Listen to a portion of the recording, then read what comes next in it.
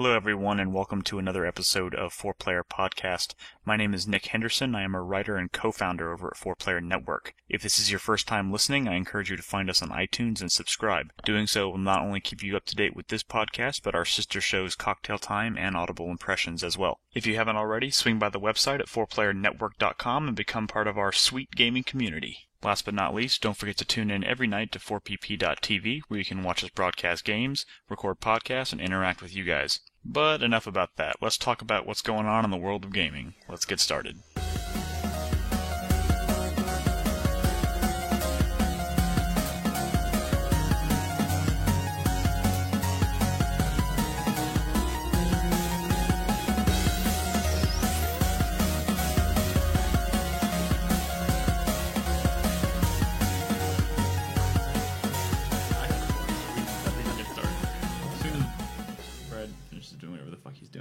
No, go! Hey guys! Welcome to 4Player Podcast. My name is Nick Henderson. This is episode 297. It's December 4th, 2012. Yep. And I'm joined to my left by Christopher Guthridge. Hey guys. Nolan Hedstrom. How's it going, guys? And, of course, Brad Simons to my No, right. I can't be on the podcast. I'm not looking at my mic. Stop the recording. Stop it. That probably came out really loud on the feed. Probably. You are dumb, Brad. You know what I'm glad for? No, it's funny because you feel like we can't possibly stop the recording if Brad's doing this, because once the recording stops, I freeze and I can't look back up at my mic. So you know what's That doesn't happen? like three weeks, two weeks after Thanksgiving, you know what I'm thankful for? No longer having to do. It's episode 297. It's December 4th, right? Is it still Yes. December? Is it December 5th now? It's 4th. Oh. No, that's them. Okay. Usually we would be recording these and we would start around like midnight and we weren't ever sure what date it was. Never sure which date to actually say it is. Right. But now that we're doing the shows earlier on 4pp.tv. By earlier, we mean 9. That's a lot earlier than like 11:58. Yeah, get over it, Brad. Get over it. So yeah, we're still working out some of the kinks on our video broadcast. We got some new equipment that we're trying out this week, so we did start a little bit later than anticipated. But thanks for sticking around, and thank you to Socano for broadcasting games over at 4pp.tv until we got started. Right.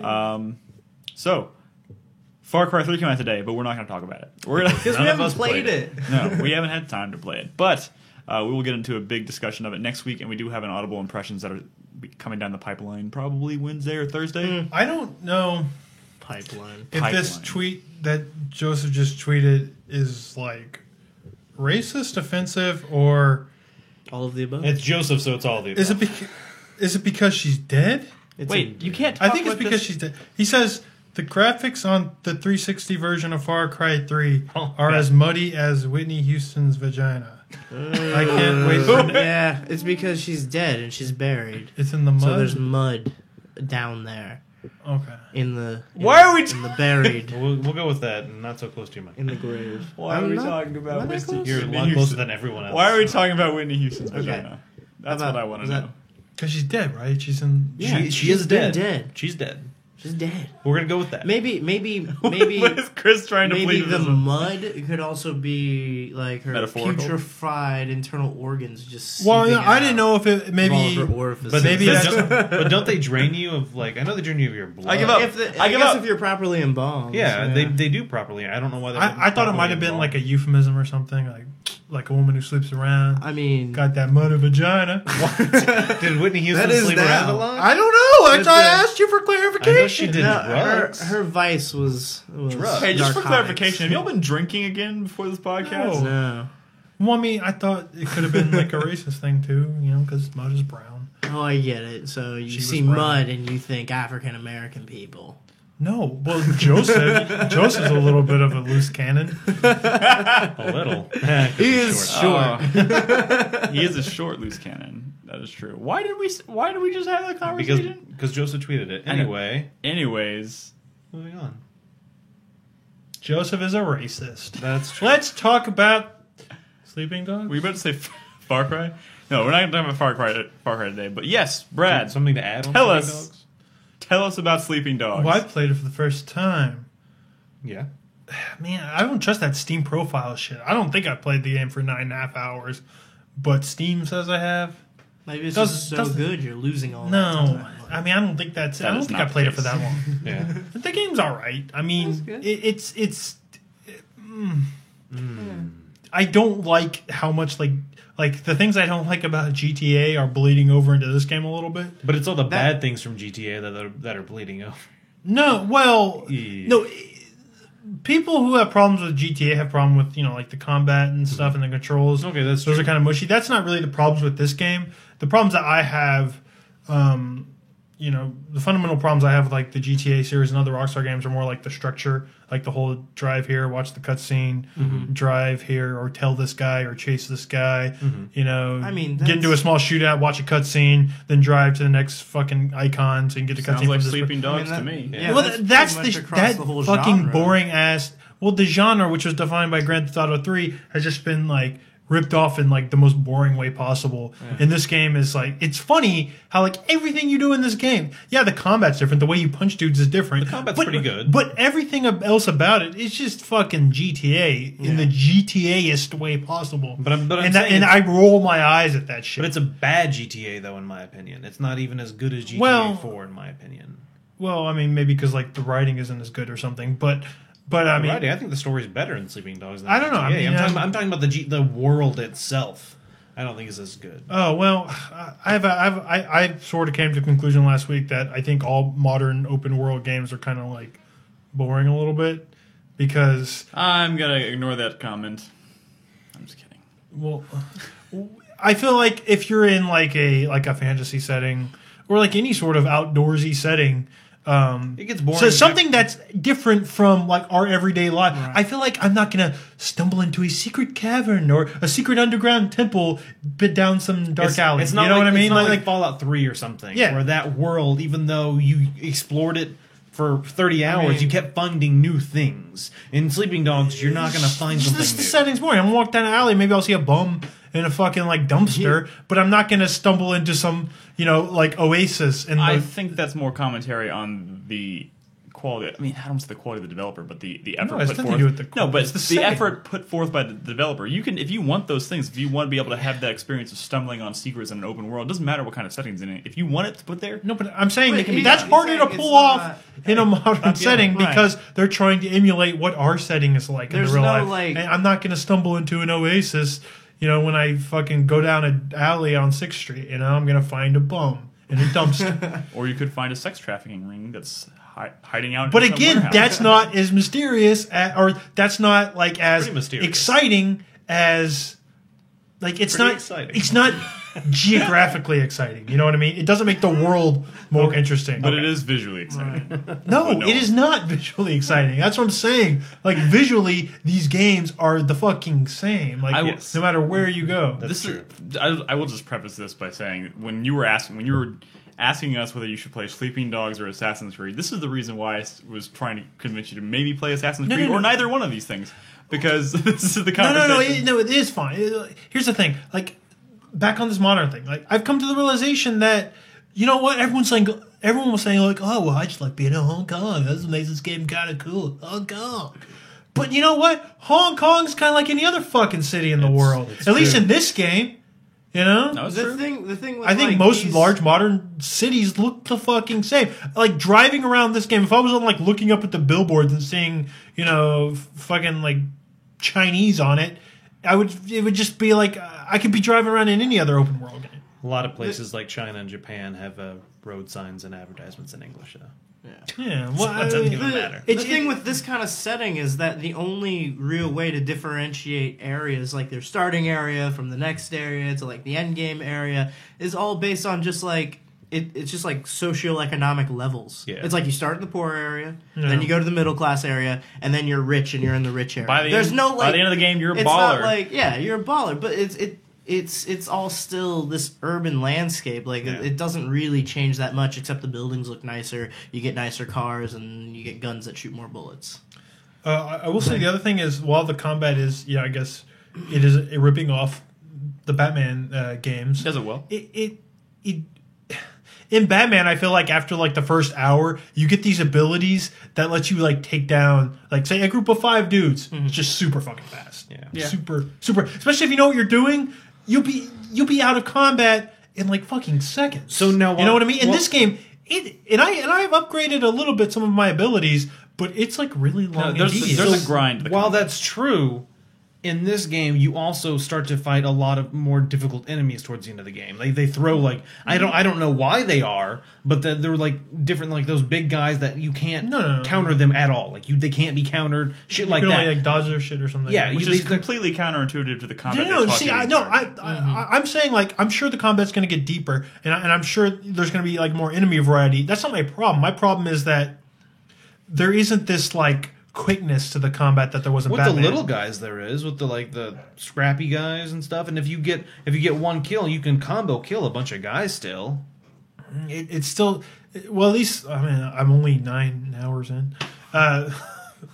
So you're about Like, 3/4 way through and the it's game. like No, it says 40%. It's like I I've was- been collecting like health upgrades. And It's like I was tweeting at you. You have to collect the shrines, No, I and then do- you unlock. So like, there's, I have more than half of them. I think. I guess. So I mean, do you have like bone breaking abilities? Yeah. Yeah, because you get more of those, and you That's get pretty cool. you get the ability to like do like these like jump kicks and like kneeing them in the head. So once you get those abilities and start using them, combat gets a little easier. I think I've even done all the fight clubs.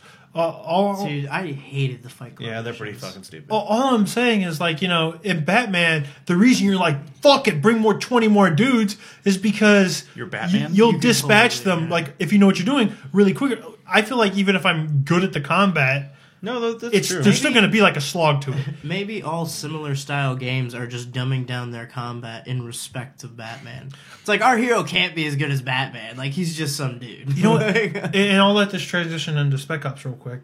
But I feel like this kind of thing is this very careful balance. So, like they almost got Batman right, but it's that tweaking. The fact that it takes a little too long to kill a dude sort of changes up the rhythm of it completely. Yeah. Not just that, and it doesn't actually have like the cool rhythmic part of Batman where it's all timing based. Well, but Batman's timing based. Batman, you also have like items and shit you can Yeah, use. You have yeah. batarangs. You're and also you're also wearing some crazy armor. and you know what? When I'm playing this you game, die so easy in But this game. when I'm playing this game, I'm fighting these guys and I'm fighting these guys, and I just wish I would like bust out a heat move like in Yakuza, because in Yakuza, like it's a grind, but you build up your heat bar so fast, you're just like destroying these dudes, and I feel like that's really what this game needs, or more weapons like in Yakuza. Yeah. But so Spec Ops is another game that I feel like gets part of shooting that I really like, but it has a weird thing like balancing out that combat narrative that makes it feel really good, like Batman does with versus Sleeping Dogs, and Yeah. that's that. I find it extremely satisfying that I can drop a dude really, really quick. Have any of y'all played Spec Ops? Not yet. I mean, Dudes will go down like two. that. No matter what weapon you do, you have your weakest pistol. You put 2 in the chest, they're down. Like super quick. The only shooter I love that. The It only feels- shooter that I can think of in which shooting a dude, they got it right where like when you're shooting a dude and like it takes a while to actually whittle him down and take him out. The only game that I feel does that well is maybe Halo. Everything outside of that, if you're shooting a guy more than once or twice and they don't react or go down in some manner, I feel like it doesn't feel right. So I love it when games like 1 or 2 shots, boom, down. You have that instant gratification, that instant effect. Like I feel in a like I did real in something. a realistic setting, yeah, you want them to go, and I feel it's super satisfying to be able to drop a guy super quick. Like even I can roll around with my pistol because you put a couple bullets in them and they're down, and it offers like one that's just really satisfying, but two, it means I'm like in a lot of other shooters, you're slowly lining up headshots and stuff, and that doesn't feel very real. Like if you had a gun and there was a dude, I don't know, like 20 meters from you. Meters. yards. Whatever, 20 yards from you, and it doesn't matter what gun you have, you're not going to be, and you just want him dead because he's going to shoot you, you're not going to be slowly lining up your pistol, you're just going to be unloading on him. And I feel like in modern shooters, you don't really do that because they're all about getting that headshot, but in this game, it's like, I just want this guy dead because they can kill you almost just as quick. You're just putting rounds in them, and that's very satisfying. But I feel like what this game does to balance that out is just throw a lot of dudes at you. So that's where the balance fucks up. It's very satisfying to kill a dude, but I have to kill 20 dudes in this given encounter. That seems silly to me now. So what you're telling me is that it's satisfying as hell to kill a dude, but you don't want to do it that often.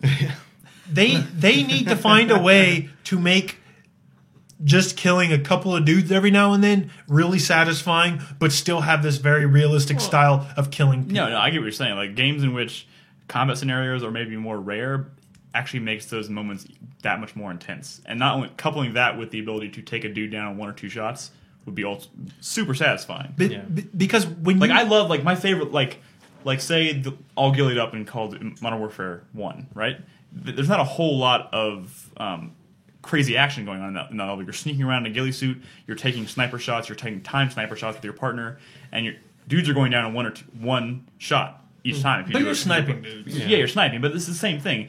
You go from maybe in that entire level you kill like 6 or 7 people. And it makes each of those encounters a lot more memorable. Oh man, but yeah, it's I don't know, heart but pounding, man. It's that's exciting. good though, because in Hitman, at one point, I was sniping dudes, and they would take 3 or 4 hits before they went down. Okay, but We'll get the hold hitman on. in a second. Well, what I'm saying is, like, to balance out the fact that they die real easily by throwing numbers at you, it makes them feel like fodder. Yeah. Encounters become less memorable because of it. Like, I feel like there should be a connection to each person you fucking kill in this game, and So that's actually it's not like that at all. It's fodder. It feels like, it's like Dragon Age 1 to Dragon Age 2. It became a lot easier to kill dudes, and you can kill them a lot faster in 2. So what do? They just throw a lot more guys at you, and all of a sudden combat becomes a lot less memorable.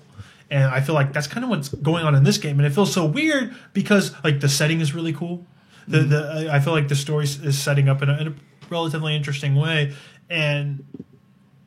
but there's like this juxtaposition with these combat scenarios that are just like feels like they're completely out of a different game because they're just throwing waves of dudes at you. It's weird. Now I'm even more torn than I was before because this is a game that I really wanted to try and maybe knock off my list. No, by the end of the it's year. short. I think you should.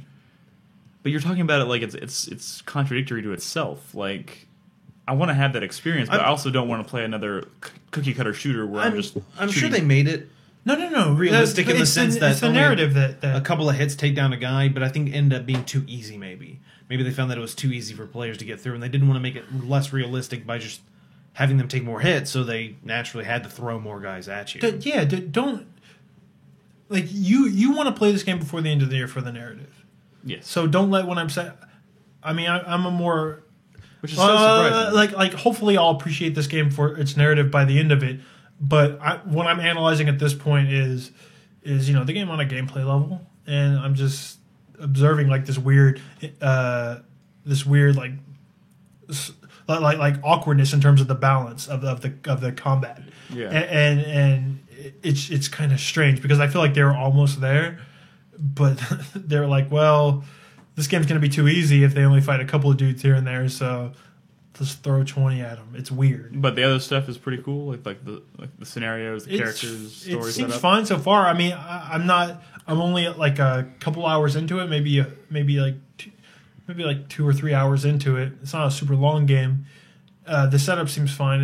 It feels kind of like like Apocalypse Now a little bit. Yes. Okay. Thanks. No, I'm saying, do you know about the story in this game at least? Some. I've heard people talk about the decisions, the kinds of decisions you might have to make, but I haven't heard anything definitive as to what makes the actual plot or narrative interesting. Okay, well, I mean, so that's why you play it. Which is shocking to me because honestly, like this is the last kind of game where I thought plot would be a talking point. Well, I think that's why, like, Which is why I want to play it because that's why the combat. that's is all people so want to talk kind of- about. Yeah. I mean, I don't know if I'd call it watered down, but it's definitely not. Like, I feel like you play Max Payne 3 for the actual combat, not necessarily the story. Max Payne 3 is one of the few scenarios in which I would say I play it for both. I mean, That it had a game, good that game story, strikes a good but, balance. Wait, let's not get into that. Yeah, these two fuckers We'll talk about haven't played we'll it talk about it yet. at the end of the year. Yeah. But I will say, like, the one way I think they could fix that problem is to do fewer enemies, but just make them way more dangerous. And you can already die really quickly, but so you balance that by making the AI move a lot faster or have much more, like flank you a lot better and stuff like that. So you constantly have to move around. But that's dangerous because you can die super quick. So basically, kind of make it like Fear. Yeah, so that's what I'm saying, like Fear. So instead of more stupid AI, fewer smart AI. Yes, smart. And that's the problem. Because in Fear, you could die in a fucking second if you're in the wrong place at the wrong time by just going up against like two dudes. But let's not forget developing a really complex AI like that is probably not Here's the within thing. their budget or time constraints. I think the combat AI designer used to work at Monolith. I believe around the time that Fear, like that Fear was coming out. So, but that's why I feel like, man, they were almost there, but maybe they wanted to do something with the narrative that is making them throw a lot of guys at you. That's, He was just an intern then. He's still learning. Maybe. But yeah, those are the two games I have. Cool. So I will try and get to. I do now play- narrowed I do down. I have play. 2 games that I know I have to finish before the end of the year. So I'm gonna try and put that on top of my list. So Spec Ops and Hitman. I think I am gonna. No. By the way, I don't think I'm gonna finish Sleeping Dogs though. No, I mean it's. don't worry about it. I don't. The thing is, you've played enough of it. I think you can. I already went on make a date with judgment Emma call. Stone, so Yeah, I went through that entire game and didn't even realize which one was Emma Stone. What a nerd. really She's the She's like the first one. like Oh, the first one. the Okay. white chick, Yeah. like the only oh yeah white chick in the college- fucking game? I don't know. She just like Yeah. nothing about her. Like I don't know. Except It- for her voice. Except the fact that she was white. Yeah, only white And girl. everyone No. else was No, what I'm Chinese. saying is that like if you're going to advertise Emma Stone in your game, there should be something more than maybe She just. should have just been playing. I mean, Emma like, Stone. A I white could- chick I that sounds could- like Emma Stone. I could technically cover my eyes. I mean, I could probably pick her out of a lineup if she was to just talk and listen to her voice. But I mean, it's not like instantly recognizable, like her face or like maybe her likeness or something Why would in they the game. put her in the game? They didn't want What? to put her in the game. She's just the voice. She's wanted to be the voice actor. I know, which is in my opinion. I feel like if Could you're you gonna, pick out Lucy Liu? No, but that's my point. If you're going to put like an actor's name on your game, I feel like might as well put their Like- likeness in the game so well, it's something more no, recognizable. it's like how Sam Fisher looks exactly like Michael Ironside, right? yeah. Well,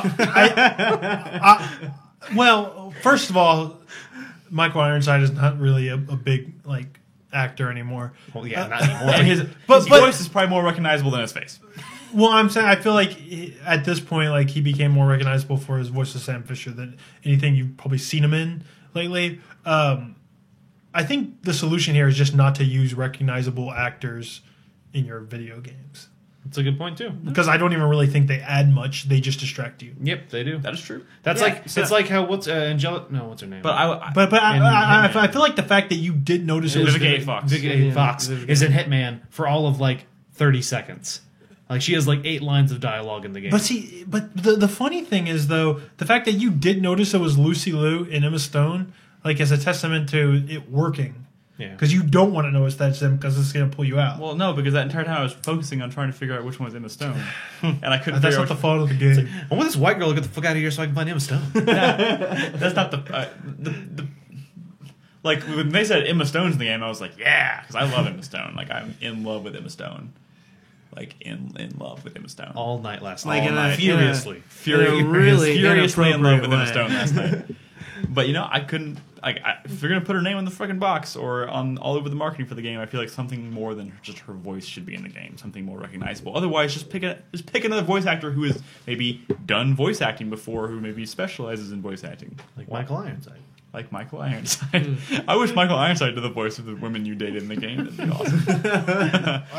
Hey, so let's transition. Speaking of Michael Ironside and Splinter Cell, Nick thinks that he's not an iconic voice actor for that series. No, you're putting words in the mouth because the thing is, These when were the shocking words I heard from your mouth at E E3. no, because I had never played. I haven't played Splinter Cell 1, 2, or 3. Only That's ones. not- All so I've you- played is Double Agent. So you haven't played the good ones. All I've played is Double Agent and Conviction. Splinter Cell, Pandora Tomorrow. Pandora Tomorrow, and Chaos Theory. are some of the best Splinter Cell No, games. I know. I totally agree with you. But the reason that How can you Did- agree? You haven't played them. no, I mean I've been in this industry long enough and around these things long enough to know. He agrees on an intellectual level. On an intellectual level. He knows on a. He's full of shit. That's so. It's still super weird though. People were flipping this flipping their shit because I when, just when they didn't notice. first announced Hitman, they didn't have the voice actor. Yeah. Oh, They didn't have they originally did. Agent 47's another voice actor. series that I have very little experience with, so it didn't just click. But that would have been so, like. But the Splinter Cell thing is shocking. I don't know why they just didn't make it a new character completely. Yeah. It's weird. He doesn't even look old anymore. Yeah, that's weird. Yeah. That's weirder than the fact Like, that his just voice make is changed, the in my new opinion. fucking character. Yeah. So yeah, that's odd. But let's transition a little bit because I want to just wrap up Hitman a little bit. Well, did you finish the game? Is that why you want to wrap it up? I did not Where finish did you the stop? game. I stopped in the fucking library.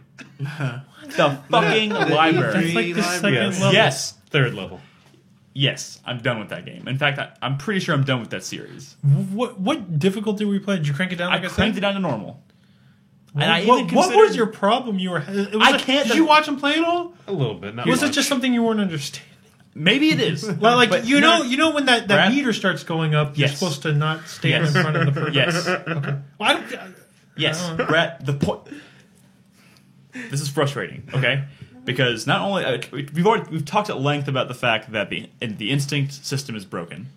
The instinct system is It's pointless. The instinct system is the It's a instinct bad system design is, choice. Is pointless, and it actually hinders the freedom you have in the game. Yes, absolutely. And that's my major problem. The second one, the disguise system. I mean, Well, the disguise system, the problem with it stems from the instinct Yeah, system. yeah. yes, all the it does. same. That's true. If they had just taken out the instinct system, I think it would work a lot better. No, because the game was designed around it. On the hardest difficulty, you can't rely on that, and all you're doing is just avoiding people and like dodging from like cover to cover more. It's not So- the game was designed around yes, it. Splinter So Cell Conviction. So let me Yeah. just kind of get my thoughts out here about this. Okay, because, no. so Hitman, I don't have a whole lot of experience with the series. I played about halfway through Blood Money, and I liked it, but I got really frustrated with the Trial and error. trial and error aspect of it, because for me, if it's a game called Hitman, I want to play it, I want to get it done, and I want to feel like a fucking Hitman. I don't want to feel like I have to reload every 5 minutes. And that's just a fundamental issue I take with the game. And a lot of people are totally okay with that aspect, which is fine.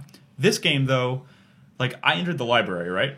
And I saw all sorts of different paths you could take, all sorts of different options. Like, maybe I could take that guy's disguise and just walk through all the cops, or I can drop the chandelier in one dude's head, distract him so they'll run away, and then take the stairs, whatever. But every single time I did that, somebody would spot me, and I wouldn't have enough instinct to, like, duck my head or whatever to get out of the line of sight before they noticed me, and I would lose. And, like, no matter how many options I came up with, I couldn't seem to get any of them to work the way I wanted, the way I envisioned them working. To the point where it seemed like there was only one option left, and that was the only option I could think of, which was to kill a dude, take the costume, and try and sneak around, and then wait till they're looking away, and then walk up the stairs, which is not how I wanted to play the game. I wanted to do some of the cool shit they showed us in the E3 demo, like take a dude hostage and back up the stairs with them while using him as a human shield so they wouldn't shoot you, and all sorts of crazy shit you can visually come up with. You can look around the environment and say, I want to do that, or I want to try that. But every time I would try something different, it would always backfire in my face. And I would always end up just doing the one thing that was like, okay, I guess I'll just do it by doing this. And that was the same way in every single fucking level, especially the fucking Chinatown level. Because you can't do half the shit you want to do. You can see it, it's possible technically to do it, but I could never get it to fucking work. It's like I was telling Nick when I played it. And I'm not going to sit there and play the level fucking 50 times to get fucking thing to drop on his head without anybody noticing me. well, if you could save anywhere, Yeah, exactly. Yes. Okay, so there we go. Another fundamental problem, the checkpointing system, which we've also talked about a lot. I completely hate it. Yeah. Like, this game totally speaks to me on, like, a thematic level and, like, a storytelling level. It seems cool. It seems right up my alley. It seemed like they were making a lot of changes to the series that might actually pull me in. So here, hold on, Brad. Before you get into that, I'll let you do it. I'll let you rant. I want to say a couple things first. So this checkpointing system is broken to me in the sense that on one level you're in some cornfields. By the way, real quick, fuck you, Travis.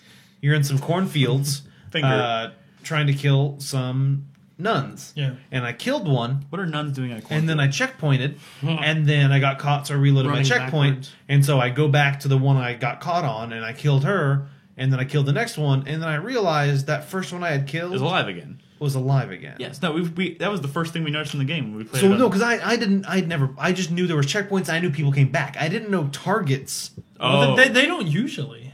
And that's what was weird to me. No, they do actually. So someone I had taken out and then saved at that checkpoint was still alive when I reloaded yeah, no, that checkpoint. that happened to me in a later level when you have to in the mansion or whatever. Yeah, in the mansion. So So hold on, one more real quick. Because Nick was getting frustrated. Like, he had a lot of trouble getting up those stairs in the hotel. And, like, I told him, this is what I ended up doing. Oh, wait, can I... Hold on, yeah. I'm going before you. No, I have one thing I gotta say. I distracted some people, and I used up my instinct walking up to the stairs and calling the elevator, and my instinct's going down. And then I ran out of instinct, but the elevator was there, but they were suspicious. And then they miraculously all of a sudden recognize you. Oh my god, the mission's over. And so, like, I ended up just playing the game like that. Anytime I could see my destination and there was a bunch of guys, I would literally just run. And if I could get there before they were in high alert, I would go. And I didn't even care about them, like, oh, well, I didn't get silent assassin, because like, it got to the point where it was so frustrating. And yes, like, them recognizing you. I was saying there's one level in, like, a cleaning facility or some shit, and of course all these, like, minimum wage workers know every single other worker that works there. Yeah. And as soon as you start mopping, they're like, oh, he must be the new guy. Yeah. And then you put down the mop, kill him. Like, I don't understand how that works. The thing is, IO Interactive changed the way the checkpointing, or created this checkpointing in the system, this checkpointing system, as a response to the people saying Hitman is too much about trial and error. And they said they made it this way so you don't just save and try a bunch of different things. But this is an example of why I think IO Interactive, or at least the people who left at IO Interactive at this point, are a little out of touch with what made Hitman fun. Because everyone throws around trial and error as a negative. And usually in most games, it is a negative.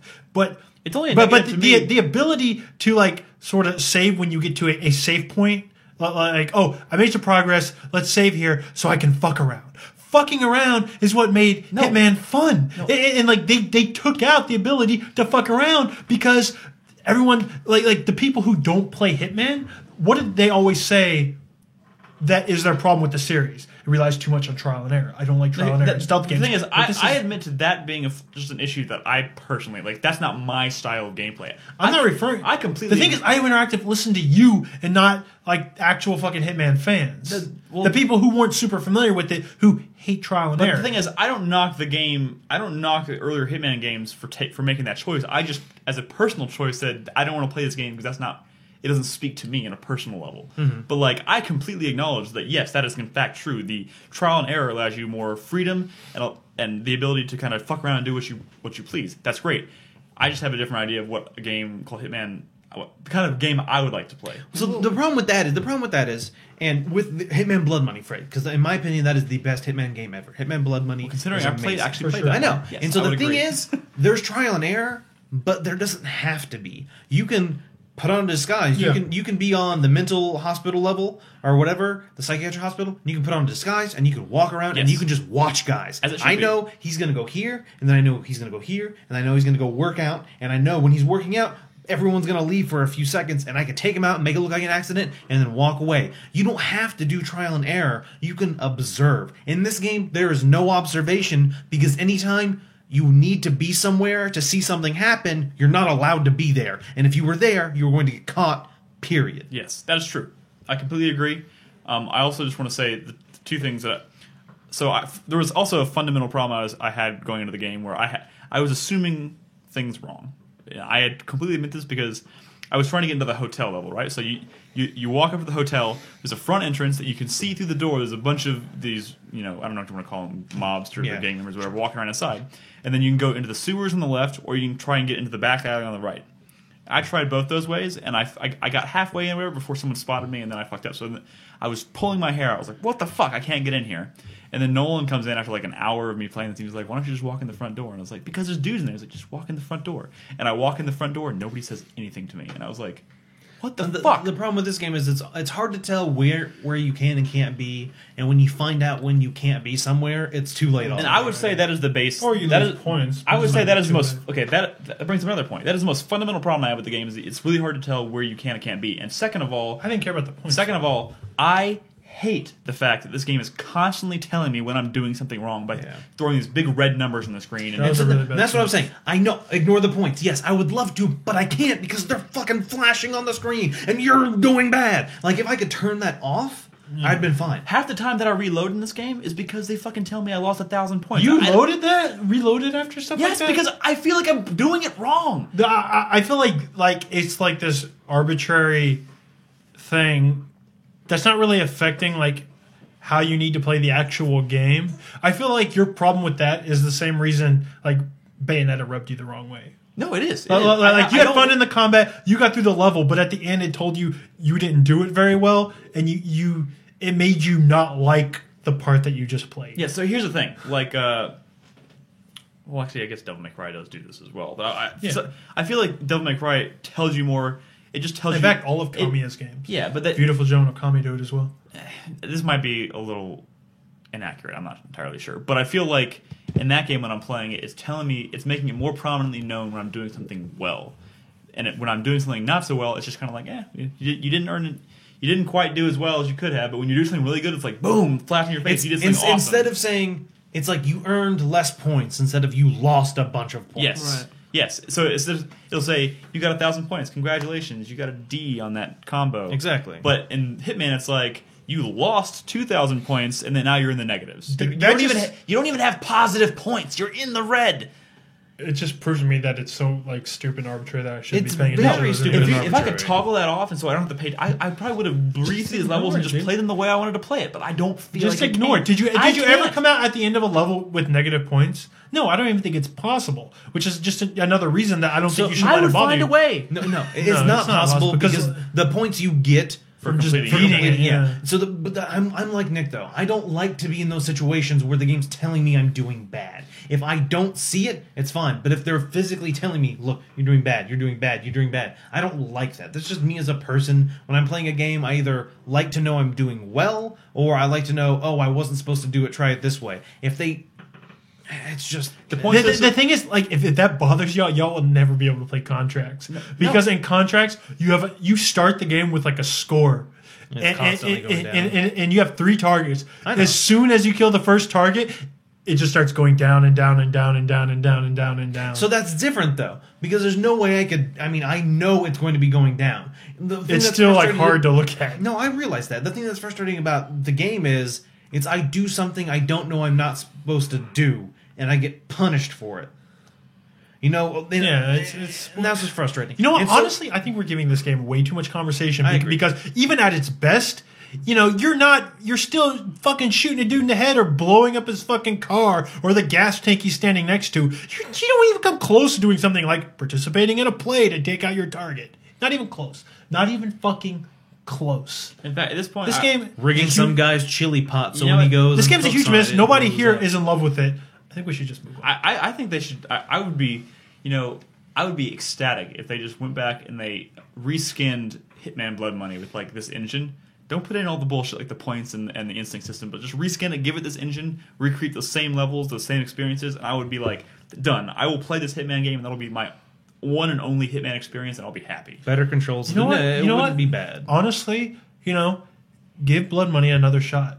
After playing Absolution, I might. You'd be surprised. Like maybe boot up on the PC. I really thought this was going to be the one Hitman game I would actually play, and in fact, it's the one that's making me hate Maybe the series now more that than you've anything. played this, going back to Blood Money will be much better. Maybe you will. Absolutely. I traded in Absolution today. You I know will what? say You that know right what? now. It's not fair that gone. that I compare like maybe the best moments of this game to like some of the best moments of Blood Money, like the play thing, but even the little shit, like the first fucking level where you get into a like a area you're not supposed to be in by blending in with a tour group. That's clever. It's smart. It's like, oh, this is a tour of this place. That's how I can get in here because I'm just a part of the tour. Yeah. That's brilliant. It's so clever. It's something small for not even one of the better levels of that game, but that's like there's nothing even close to that in this game. So, Nick, later on, and you're not this far yet, but the game essentially does become Splinter Cell. I'm not I know that- you're never going to be, but essentially it does. Like Brad was saying, there's this mansion level Yeah. where literally all there is guards. There's just guards. Oh my God. And you Oh my God. the only disguise you can take is a guard. So they'll always see you, Yeah. but you have to traverse this level to like 5 different areas, essentially not being seen, period. Okay, so That level's especially bad because you have a target. If you take out your target with anything but an accident, all the guards will know exactly where you are. They just They're not know even where looking you at. are. Yeah, they just know where you are. Even if you're not in their line of sight, you take a shot with the silenced pistol. You go run and hide in a closet. They will track you down to that closet. Trust me, I did it several pretty fucking stupid. times. that sucks. Last thing I want to say about this game, and this is, I feel like this game, more than any game I can remember in recent memory, exemplifies why I think going for super realism in games is not always the best choice, because I feel like they took the disguise system, right?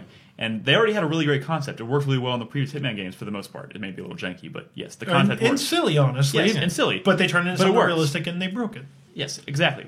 And then they took it. They're like, how can we make this more realistic? Let's take it one step further. How about we think about the fact that if you were a guard, other guards would realize, hey, I've never seen that guard before. And it's like, why did you have to take it that far? Why did you have to take that extra step? It was just like, disguise is a disguise. You put it on, and all of a sudden you're blending in. That is a concept we as suspension players, of disbelief, it's okay. But when they try to be more realistic, but then at the same time say you can cover your face for only 5 seconds, Yeah. then it's even more jarring pointless. than the disguise system in the previous game. Yes. It's it's broken. the entire series is based around a dude who's bald who has a barcode on the back of his head. You know, we were suspending disbelief a long fucking time ago when that first Hitman game came out. They even went as far as to try to put, a bandage over the back of his fucking barcode. That's so, Marcel's Wall. you're so missing the He put fucking... the band. He put the band because he cut it off. What? Or he tried to Whatever. I'm saying they're trying to be they're so missing the fucking point. I don't think the IO Interactive that made Silent Assassin and Contracts and Blood Money and fucking Freedom Fighters exists anymore. They all killed themselves after the first Kane and Lynch game. And the shit that was left over made Kane and Lynch 2 and Mini Ninjas. That's a little harsh. I'm sorry, but I'm saying I think that studio's long gone. It's like fucking Rare after all the fucking the dudes who left to go make Time Splitters left, and people were wondering why they couldn't make another shooter that was good anymore. People leave, your studio ain't the fucking same anymore. And move Blood on. Money, you can be on a boat and you can dress up in a white outfit with short shorts and a little boat hat, and you can take a cake and you can hide a gun in the cake, and you can walk past people holding your cake and then pull out the gun and shoot somebody. Cake gun. That's not even remotely a possibility in this. Honestly, it's sort of like just a gameplay version of, or like a video game design version of the Uncanny Valley. Yeah, where the closer they get to being realistic, the more the things Creepy and that bad, are yeah. like the more those things stand out. The things that are a little off, they stand out like dramatically. And I think this instinct system is a victim of that. Yep, Or I completely agree. Did you like the smoky level towards the end? They're all. I liked that in the fucking cornfield level, you could take the disguise of That a was pretty scarecrow. awesome. That's cool. But you know what? That level design was stupid, and it wasn't it was a cool level maybe from like a Splinter Cell game, but you weren't even playing Hitman. In Exactly, That level. yeah. It's and the fucking samurai outfits didn't even work on the last level. The problem is or second to last level. all the kills on that cornfield level. There was only one of them you could do that was remotely Hitman-esque. Yes, yeah. All the other ones, you literally just had to take them out while they were in the corn, and that was it. That's all you could do. That's unfortunate. Like you could get up on the corn, the scarecrow stand. the scarecrow stand, but once you were up there, you couldn't do anything. It's still tied to your meter too, I think. No, it's not. It's I not? tried. Well, so the samurai one's just broken. Yeah, so you could stand up there, but then when they walk by, you couldn't attack them or anything. You could, Just watch them. yeah. You want a good stealth game that came out this year? Mark of the Dishonored or Mark of the Ninja? So that's what I'm saying. You know what? Dishonored's more of a fucking Hitman game. Yes, that's what I was gonna say. So listen, that's what I was talking about with Hitman Blood Money. All this trial and error that doesn't exist in this. If you stop and listen, Dishonored is the same way. You can stop and listen to people, and they'll be like, "Oh yeah, well, I know he had that thing up in his room upstairs, blah blah blah. Oh, maybe I can go check that I room was upstairs." constantly adjusting my plan of attack in that level without having to reload the game. Because that's how Hitman Blood Money worked, and you could listen to people, you could do all that kind of stuff. You know what else Dishonored had? Giant open levels with a fucking target, which was didn't exist in Absolution. Oh my god! Wait, Chris, did you have show it the audible? I wasn't here to approve of who was on these audible impressions, but it's fine. It's fine. I'm not saying they all had to hate on Hitman, but it was Chris Davis and Jeff, and they were both pretty positive about the game. And then Bob, who's never played Blood Money, but they compared fucking the Chinatown level to Murder of Crows. What? Were you kidding me? Wait, what's Murder of Crows? It's the Mardi The Gras Mardi level Gras from level Blood from Money. Blood Money. God, it's so good. Oh, It's such that's a great level. It's so much more gigantic in scope. Yeah. There's so much. What? You know what? The thing is, I'm sorry, in sorry. Murder of Crows, you could actually do things. Yeah. Just before I wrap up, there's this argument that going around. JTC said it in chat, and it's really fucking idiotic. Where he said, "Oh, it's not like Blood Money, so everyone thinks Blood Money's so good. It's not like Blood Money, so it's bad."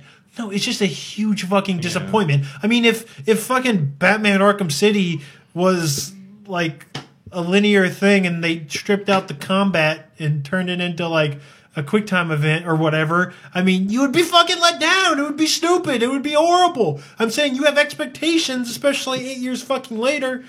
They Or had 7 years later. 7 years, 6. whatever, and they had a lot of time to make a good game, and apparently they chose not to. I don't know if it's because they listened to the people like who were complaining about trial and error and stuff like that, and they decided not to do put the that. blame on me. But because they did that, they eliminated the original Hitman fans and the new Hitman.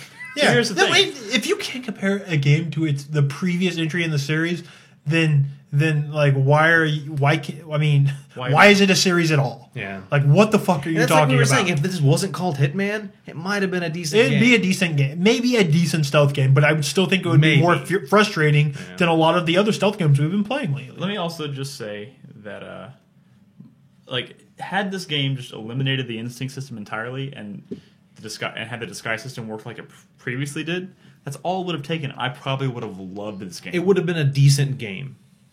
Like for me, it would have satisfied me on as far as like what I personally went out of a Hitman game. Like what I've talked about, why I wasn't super huge on Blood Money at first. Like I would be okay with it. Like Brad But was they saying, fucked it the up. kills still wouldn't be as good, and the experience wouldn't be, but it wouldn't be a bad game. That would take it from a bad, horrible game to a decent game. Yes, and they fucked it up. Chris, Hey, Did you finish? Did you play Hit? did you finish China? Chinatown? Oh yeah. no, hell no. I have all these texts from Chris that's in fury. He's like, "What the fuck did you do? Like, how do I?" Just so frustrated with that. Oh level. God, Jesus It's- Christ! That was just the worst. That was the worst. Yes. So we've okay. That Hitman conversation went on a little longer than expected. So Well, you know, it's something we're passionate about, so fuck. no, that's true. That's funny because back when Resident Evil 6 came out, we were like, "Well, I know what our biggest disappointment of the year is. It's going to be hard to top that one." I think this may be actually a hard decision now. Well, I don't know. I at least finished Hitman. I at least finished. Here's the Resident thing. Evil 6. Really? Yeah. Well, I mean, I finished one of the campaigns. Yeah, it and doesn't stopped. count. I finished one of the campaigns. That's like a third of the game. Oh, yeah. Fourth of the game even. Isn't there a fourth campaign? Resident Evil 6 sure as shit doesn't feel like Resident Evil. The 4, prior Resident Evils are 5. the best in its series, or you know the one it aped.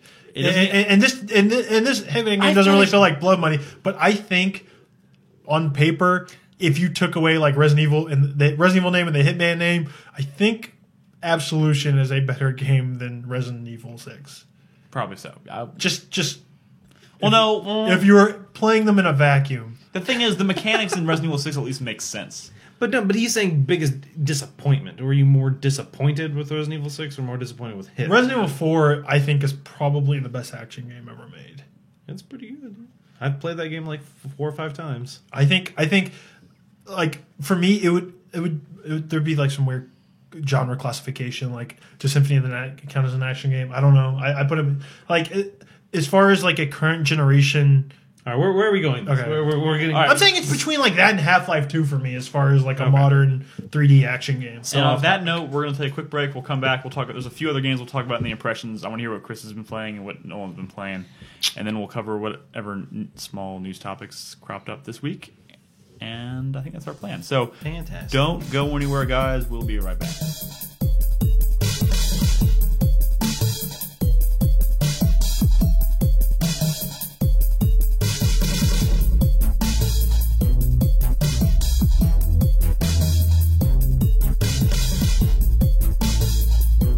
Fresh breath. Like a Frost Giant's asshole. I'm gonna go ahead and fade into the show right there. We are back, and we have a few other games to talk about impressions wise this week. Chris, Yeah. what have you been playing this week? I have been playing Telltale's The Walking Dead. Great, Nolan. What? I'm just kidding. Just kidding. Oh, he's not very. You want to give us your initial impressions of The Walking Dead? You haven't finished it yet. I finished No, I it. haven't finished it. Nolan finished it in one day. How far? Okay, but it's really good. I'm in chapter 2. But it's really good so far. I mean, You're in the middle of chapter 2. yes, I'm in the middle of chapter 2. He's slightly okay? leaning towards maybe 2/3 of the way. I'm getting there. He guys, doesn't. Let's just say alright? this. He doesn't Listen. even know yet. We all get through the zombie apocalypse at our own pace, okay, guys? and I'm working on it. Okay. Pretty sure the stragglers die. Fair enough, Crispy. Fair enough. But you're warming up to it? The one thing I would like to say about the game, and I know it's pretty similar to things you guys have said before, but Is you're right. fucked up. One thing, like, the one reason why I was really dragging my feet with this title was because it wasn't really... I didn't really think of it as a game, Uh-oh. quote unquote, you know? Like, there's not a lot of action. You're not really doing much. Some of the combat is even, like, just the way you have to go about it, where you have to move that little floaty thing on top of a zombie. We call and that a then hit- reticle. Yeah, what? No, I don't even think that's a reticle. It's like you're...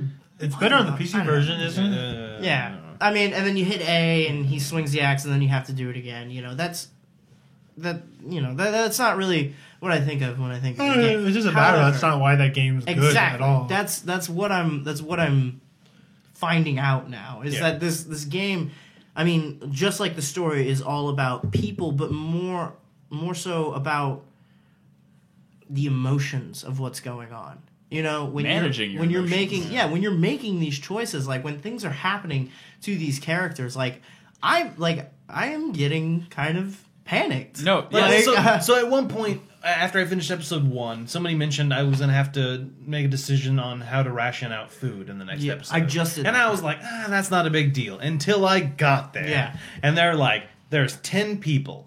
Here's 4 pieces of food. and only one of Go. them will say like, no, don't give it to me. yeah. Everyone else is obviously hungry and wants food, and you have to think like there are kids there. There are people who are working on building your defenses there. There's you. There's the little girl that you're in charge of, Clementine. Like there's a lot of like I was really like starting to get into it like in a very cerebral way. Like as far as the decisions I was making. For instance, I gave Clementine the apple because I was like, you know what? Her safety is like my number one priority. Like I'm looking out for her. I want to make sure that she gets Why? vitamins. Why do you and care so much nutrients. about her? Because I think She's your ward. the whole yeah. She's your what? That's no what. Oh, I thought you said ward! Like Robin to Batman. He was on his way to prison. for murder. Okay, let's be civil about this. Jesus, Chris. Anyway, Wow. okay. All I'm saying is, this game is very simple. I mean, The writing is good. It makes you care about the characters, and then it forces you to make decisions. So yeah, if you think you've made tough I think- decisions, you still have not. Okay. Yeah, I'm getting a sense of that. I'm on the dairy farm right now, and This game, unlike something's really Yes. not quite right. he doesn't even know yet. This game, unlike any other game I've ever played, it really has caused a sense of like has really got an emotional response out of me. Like you said, you used the word panic. Yes, it inspires panic in the player without putting a gun in your hand and forcing you to like have like super fast reflexes and stuff like that. It's all about holy shit, I have to make real life decisions real fast. Yep. And it's hard. One thing I would say is it does seem to kind of, I don't know if this changes later, but it kind of holds your hands in some way with a lot of things. Like it won't let you fuck up too bad. For instance, when in the first episode when I went to the motel and I was looking for a weapon to deal with the zombies, I kept trying to like hit the window, to break it so I could get the ice pick out of the truck. Yeah. Now, I mean, you could rationalize that the reason it won't let you do that is because you probably wouldn't be able to punch out a window. Probably But I not. figure in a video game, that's something that you could probably get away with if you kept hitting it, right? I mean, I feel like... it won't- Have you ever seen the video of the guy doing like the news Yeah, that's what I report? was gonna say, trying to, like He's he's doing trying to show like how easy it is to break into cars. Yeah. And he's got the hammer and he keeps But he trying keeps to hit trying, it. it doesn't And then work. he finally like gets it and cuts his hand open. Like, It's so funny because I once tried to break into my own car with a hammer before, and it was so hard. Really? Yes, It's harder than you think. The glass is made not to shatter. it was so hard. How hard was it, Brad? I eventually got it. You broke the glass? Yeah, Why don't you get like a coat hanger or something? that shit's really hard. Have I've you done tried it. to do I've done dude, that before. That's so fucking hard. I've done it. Oh, man. it was cold I had to and do it that was once in high freezing. school. It took me like 3 hours to get it. Oh, that makes it. Yeah, if it's It was cold and it was freezing. Which window did you break? and I didn't have a coat hanger. the front sheet. The windshield. I also didn't have my phone because my phone was in the car. I was in a Walmart parking lot. Was this your old car? Like, Oh, that didn't look suspicious at all. It was in a. It did look suspicious as hell. It was like after midnight in a Walmart parking lot. It was raining and freezing, and I wanted to get in my car. Which window did you break? A back rear window. Oh, that's a good decision. Tried to get the little window, but man, that wasn't given. Yeah, because there's less And there surface was area. so much fucking like mess in the car. There's little Because the pieces glass is of meant to not break, and then when it does break, it's not meant to big Billions of shards. pieces. Yeah, billion. That's what it's supposed to Were do. you there were you there when Marissa's car got? No, you weren't. Yeah. Marissa's car got broken into. We were downtown. There was fucking glass Anyway, everywhere. off topic again. I know. So going back to video games, I did finish The Walking Dead. I don't want to get into big spoilers or anything like that, but I had a big night of it where I played 3, 4, and 5 all in one go. The Trail of Tears. Yeah, that's what they kept calling it, the walking feels. That's what they would call it. And so yes, it's very 3. I'm not gonna lie, has a little bit of a dip after 2. Because like 1's kind of, and then like 2's like, oh my god, and then 3's kind of level, and then after that it's 3's all... got some great, like has they great all moments, have their. but 3's definitely not as... The most shocking moment happened in 3. Oh, I know what you're talking about. Yeah, man. Like that just happened moment. Okay, this may not have happened in Nolan's game. It involved the. Shut the fuck up, guys. People died.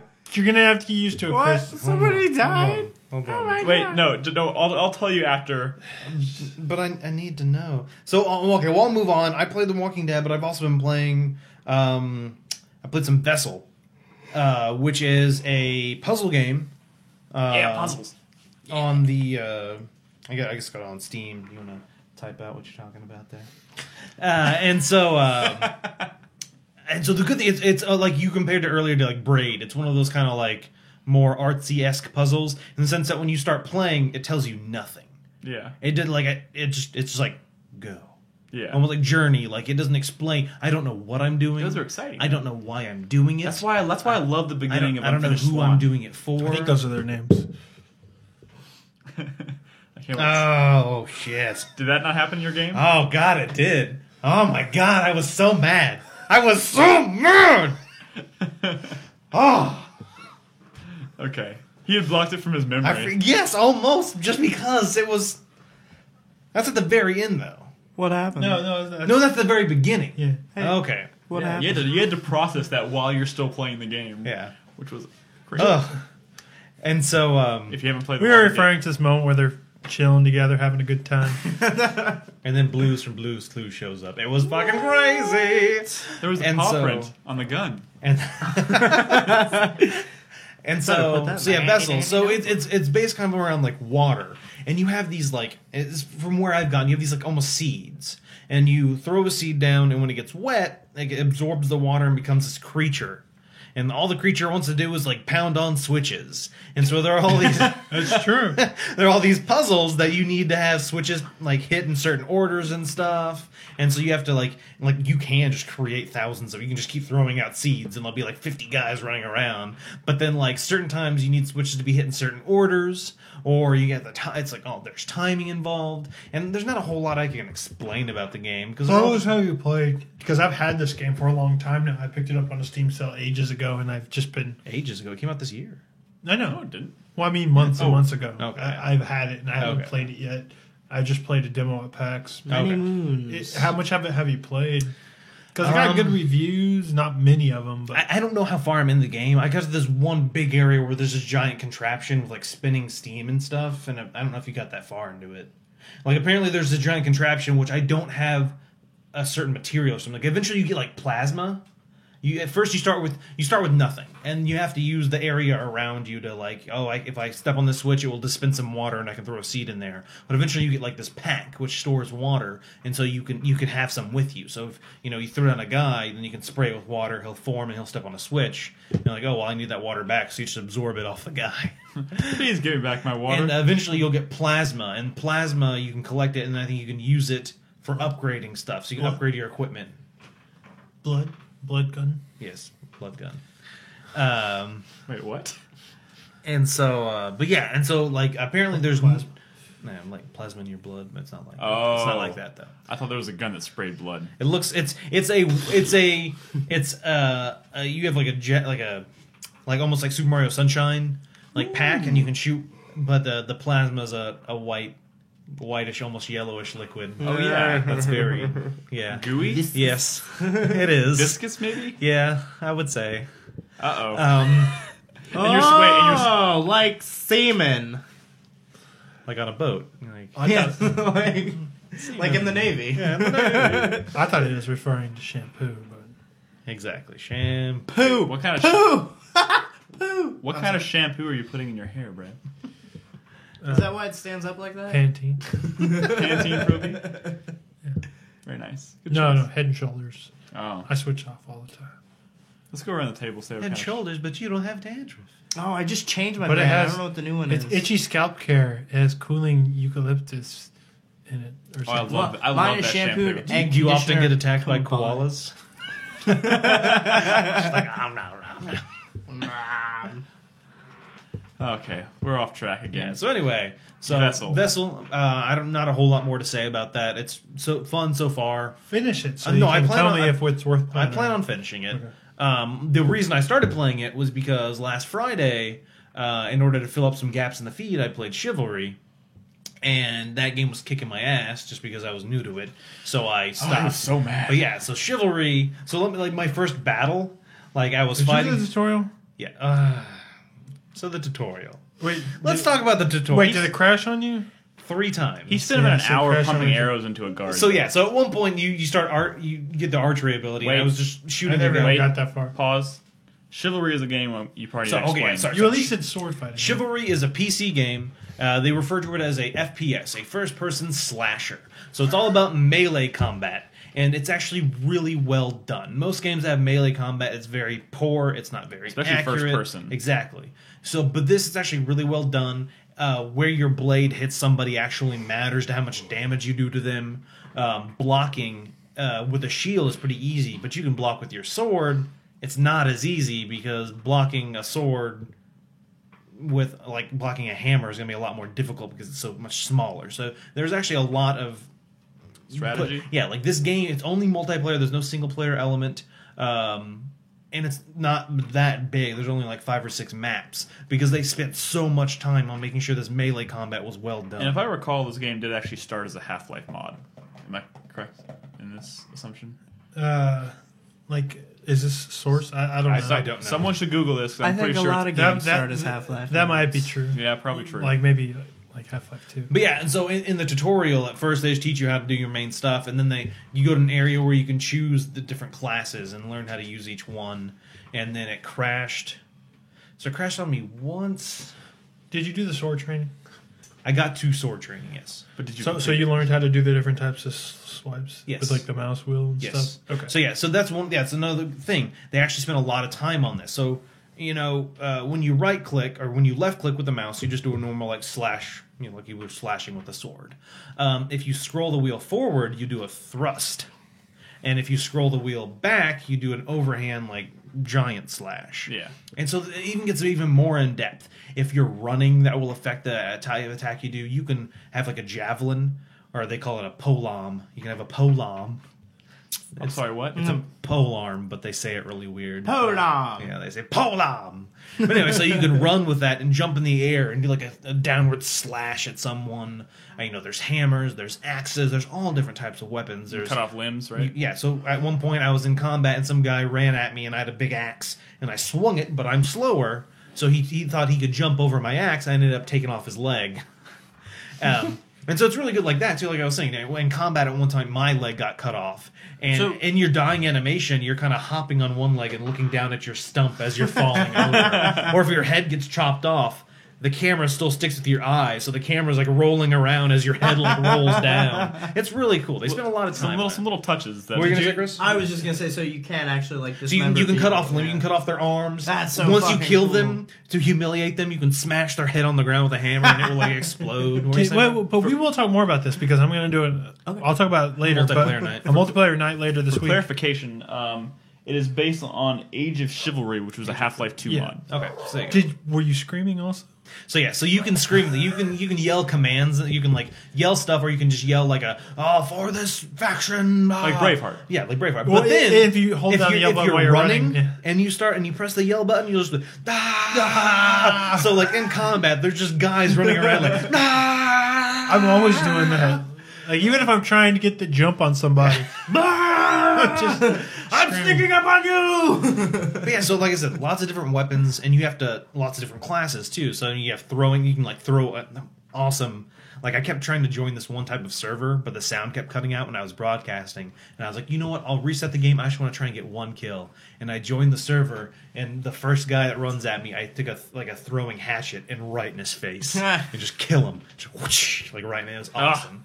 And so there's different classes, like I was saying. Archer, different types of archery. There's a man-at-arms, which is a kind of smaller, weaker class. Yeah. But he's fast. You can actually like do double taps, and you can dodge and like dodge in and out. While you're running on a field? Yeah, well, not while you're running. You can't be running and doing. But if somebody goes to like attack you, you can dodge out of the way. Then you have the Vanguard, which is kind of a bigger class, and he's kind of in between the man-at-arms and the knight, and then the knight is like the big guy with like the double-handed great sword that like sweeps and takes guys' heads off, but he's really slow. Yeah. And so, like I was playing the game, and I guess I got my head cut off and doing all this stuff. I just lost my train of thought. God damn it. Sorry. Nolan. So there's different map types. There's like gladiator, like rings where you're literally just going in to kill each other. There's kind of capture the point type maps, and then there's just really cool like ransacking levels. So like when you go and back in like the 1300s and stuff, when they would go to sack a village, they wouldn't just go and then like raise a flag and now it's their village. They would burn it down.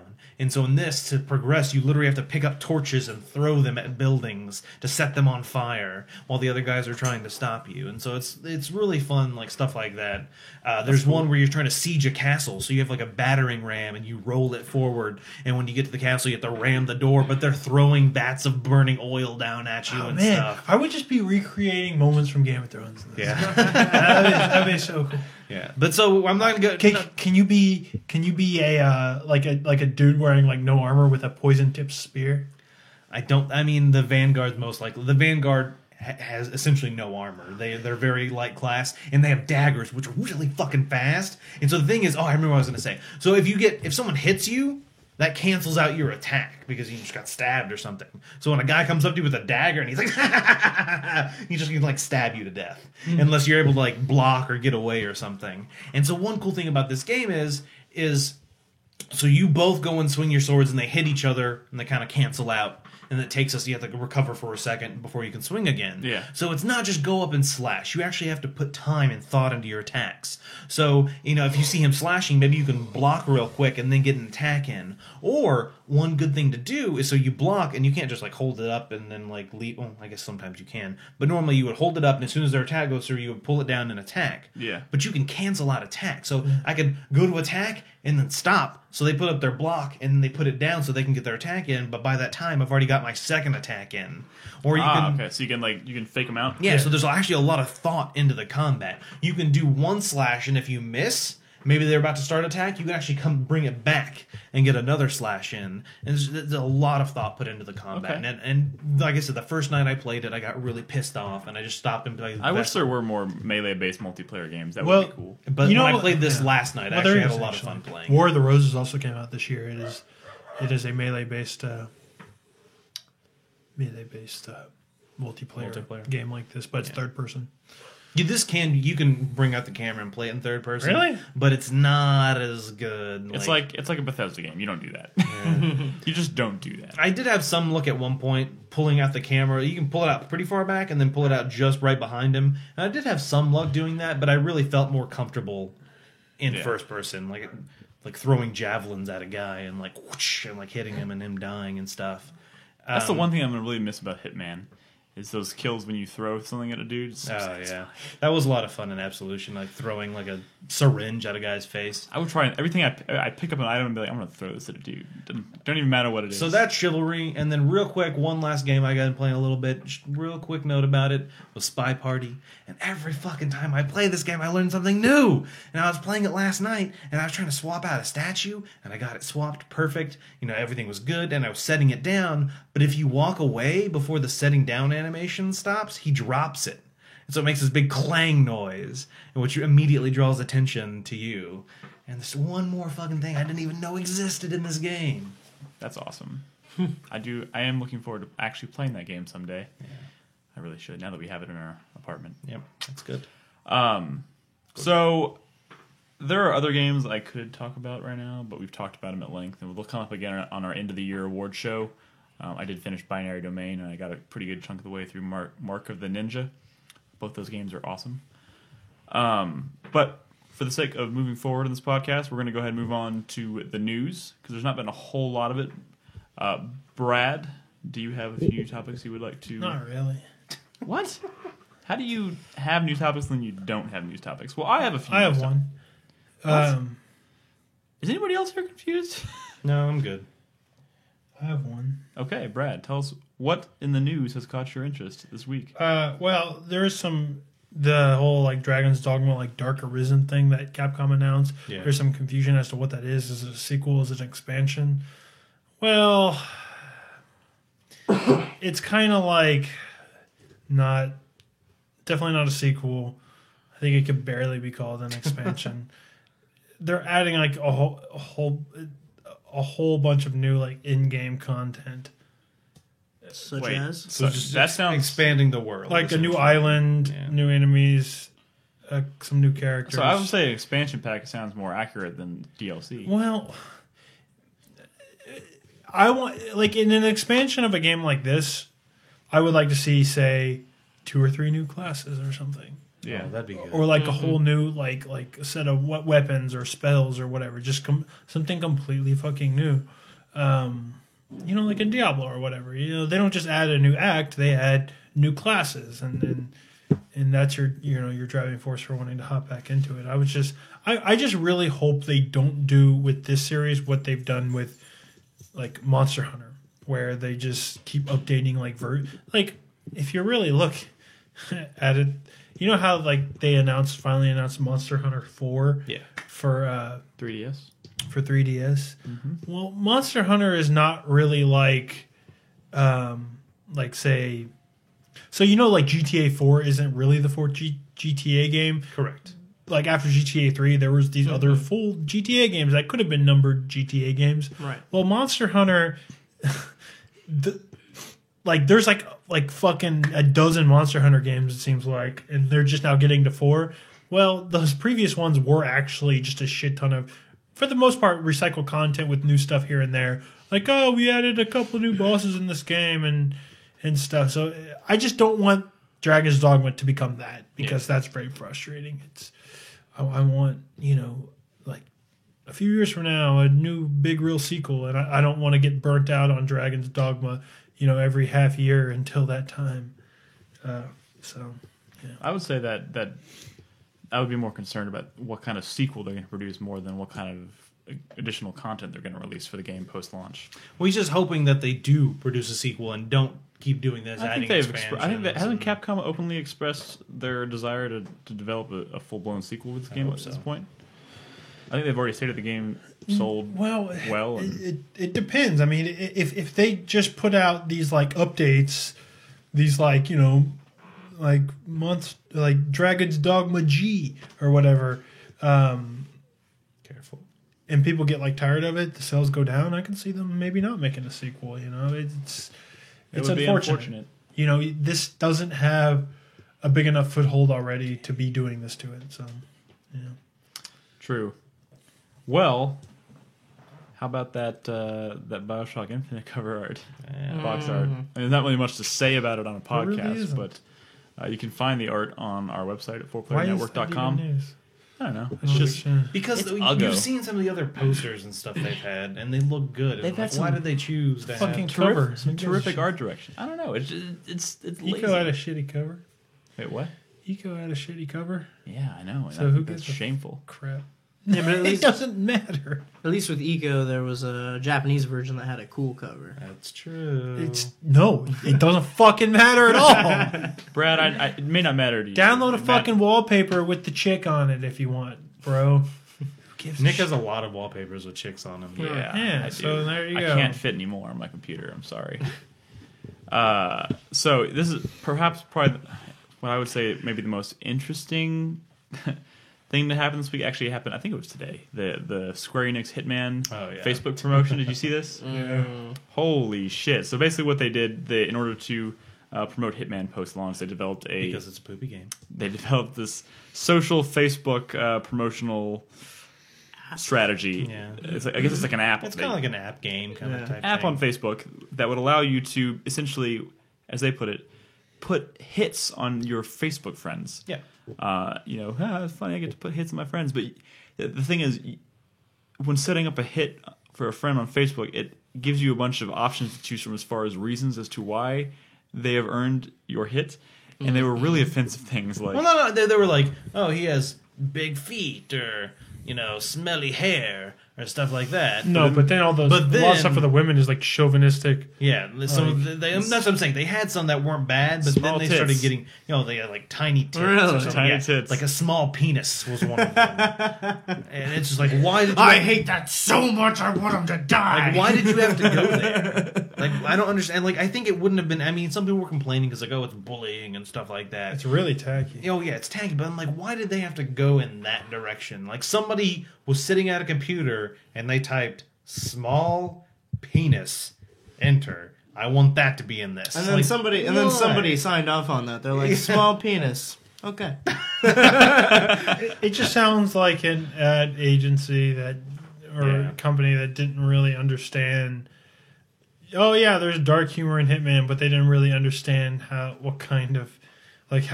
they just missed the point. I So, think. needless to say, this game was up for a matter of, like, maybe hours.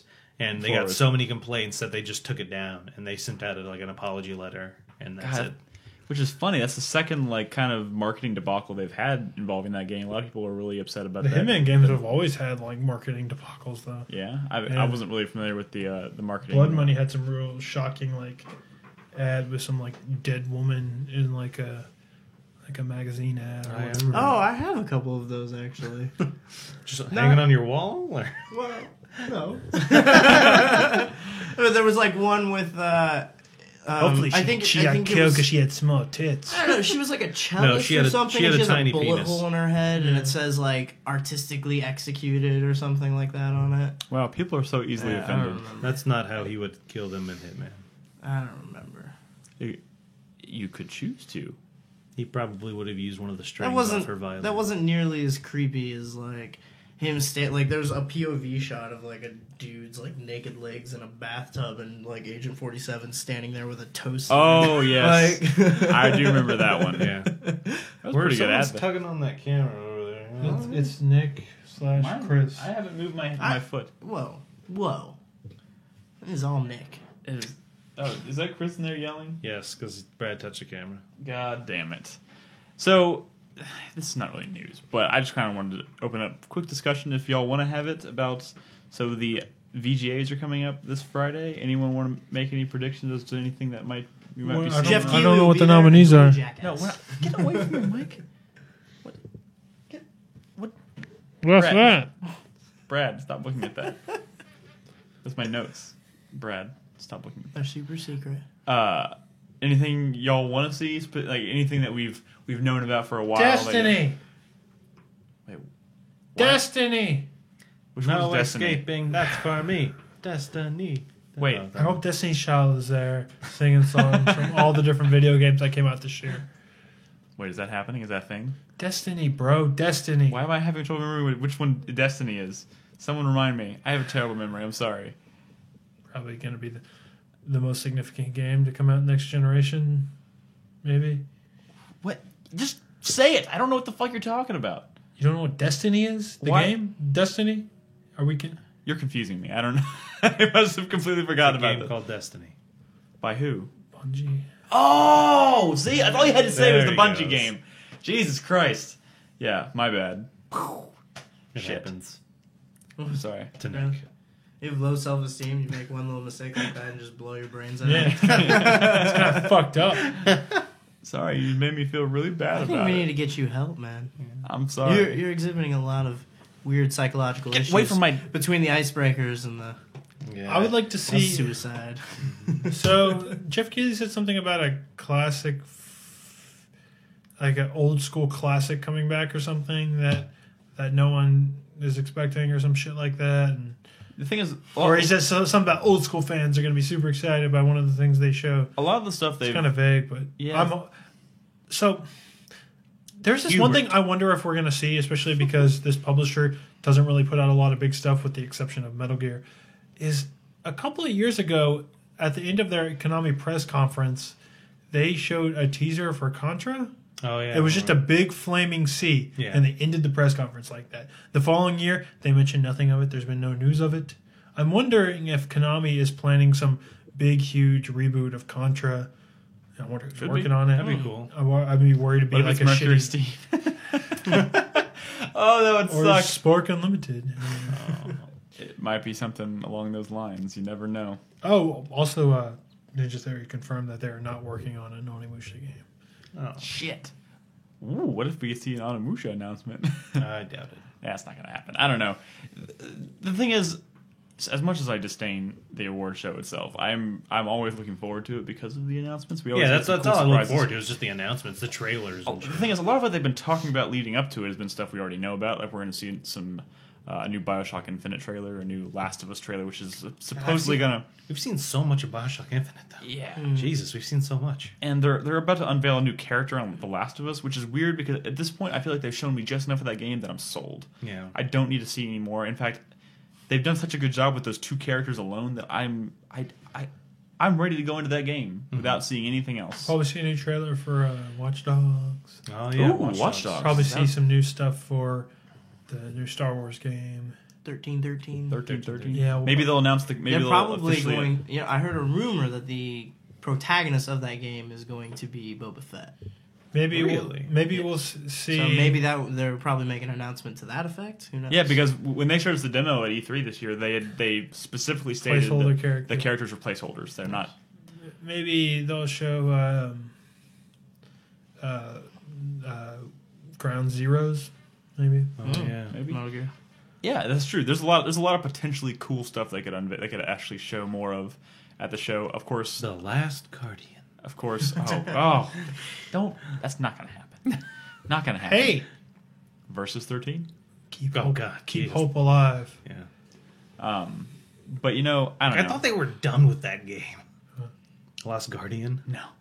Well, I realized that, but I'm saying like, a year ago, when we'd already seen so much, I'm like, oh yeah, it should be coming out any day now. God. Do you know what's That's funny? You know what's going to be coming out? I guess next year, the first half of next year, a new God of Raider. War game and a new Gears of War game, and you know what? There's no hype behind those. You know why? So nobody cares anymore. Yeah, cool, because they haloed that shit. More of the same. They didn't. No one cares. But okay, that's okay. So the excitement surrounding those games certainly is less because they didn't evolve. True, but that game will come out and those games Got to will use the sell. Firestone on that. Those bitch. games will sell like crazy when they come out. You know that. There's no denying that part. Or some other kind of stone. Doesn't I'm gonna have cross my something- fingers. I'm gonna cross my God of fingers. War, there's lots of fire. Mirror's Edge Lightning 2. stone? Zeus. Oh, suck a dick. It's not It's going to actually a happen. Thunderstone. Whatever. Whatever, Nolan. If we ever see another Mirror's Edge, it will not be developed by DICE. Yeah, probably. I would bet any amount of money on that. You know what Any I want to amount of see? money. Prey 2. That's what I want to see. Nope. Not- I know it's not happening. Fallout 4? Ooh, I would love Because that. this is the venue in which they announced Skyrim. So they Yeah, I think they got I all mean, their eggs on the Elder I Scrolls don't think MMO you basket. really think Yeah. 4 is gonna hit this generation. No.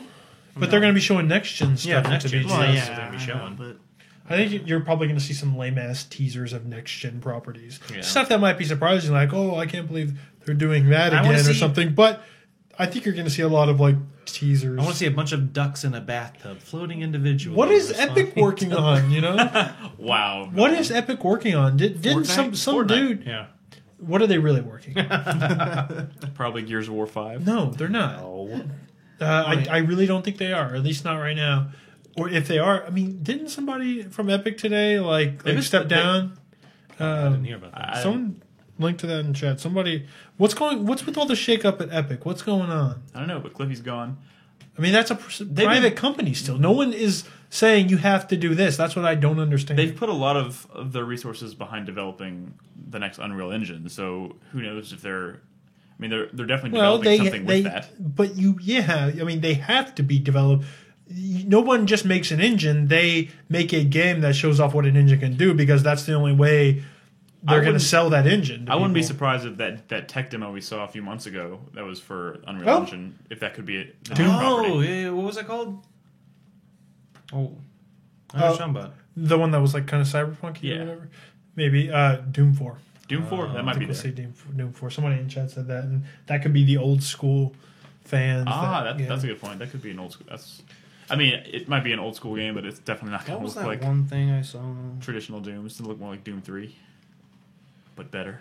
Final Fantasy Tactics 2. Yeah, I bet that's going to be at the VGAs. Do you think like- we'll see anything about Beyond Two Souls? That seems like more of a Sony press conference. Somebody said something along the surprise of like something similar to the surprise that Last of Us had last year. Some new, Yeah. something surprising like that again. That's what The thing I'm is, hearing. at this point last year, they were already teasing The Last of Us. They were showing like little snippets of images and stuff, and I haven't seen anything yet they've been teasing, and that doesn't necessarily what? mean anything. Like last year, at this point, like days before the award show aired, they were showing little Wait, screen when caps is of the demo. when is the thing? Friday. This Friday. This Friday. Cool. I'm excited. That would be the What was that thing that they released a while back? I'm that, excited to see what wins awards. People on people in like forums and whatever, they were joking like is Someone in chat- is Jeff Keighley going to lean into the Doritos and Mountain Dew thing, and that he should really come out at the beginning dressed as the Doritos Pope? Have you ever seen the pictures of Yeah. the? Now, didn't Jim Sterling do that? Hey, somebody on a message board started that. No, but- he did like a prayer using that. Nolan. But do you remember that Agnes philosophy or whatever that Square Enix Yeah. demo that looked Yeah. really nice? Did you see that new thing they did with it? That wasn't pre-rendered. What did they do with it? They showed it. They actually went back and they're essentially showing that thing again, but they would stop in the middle of it and change things. Yeah, I know it's not pre. Wait, It's an which engine one? Thing. The tech demo they were showing. Yeah, yeah. Wait, the one about the cyborg girl that was... Wait, no. Which one are you... No, we're talking about No. Squares. Yeah, Squaresoft. squares. This was I this don't is know the tech if I demo saw they that had one. running at E3, right? In the Yeah. big giant screen they would show every Yeah. hour or something. Yeah. Well, I guess I didn't I thought I know it was an engine, but I thought that was all pre-rendered stuff. I didn't realize everything they showed in there wasn't It pre-rendered. looked pre-rendered. Yeah, that's what I'm saying. So they would stop it and like take the guy and they would like give him this big beard and show how it could flow and do all this different stuff with it. And I also thought that was interesting because I didn't realize it. They would, they had all this, and there's one scene where like a guy like revives like a dragon or some shit, and he starts like you see like liquids and stuff start to fill up its body, and they could change them and do all this different stuff. You think- And I was like, people were saying they weren't impressed by it and where I saw it at, and I was like, how could you not be? If this is next gen, And that's this where is- things are going. That looks amazing. Yeah. Do you think we'll see the Respawn game? Oh, that's a possibility. Respawn the guys who broke off from Infinity Ward. Oh yeah.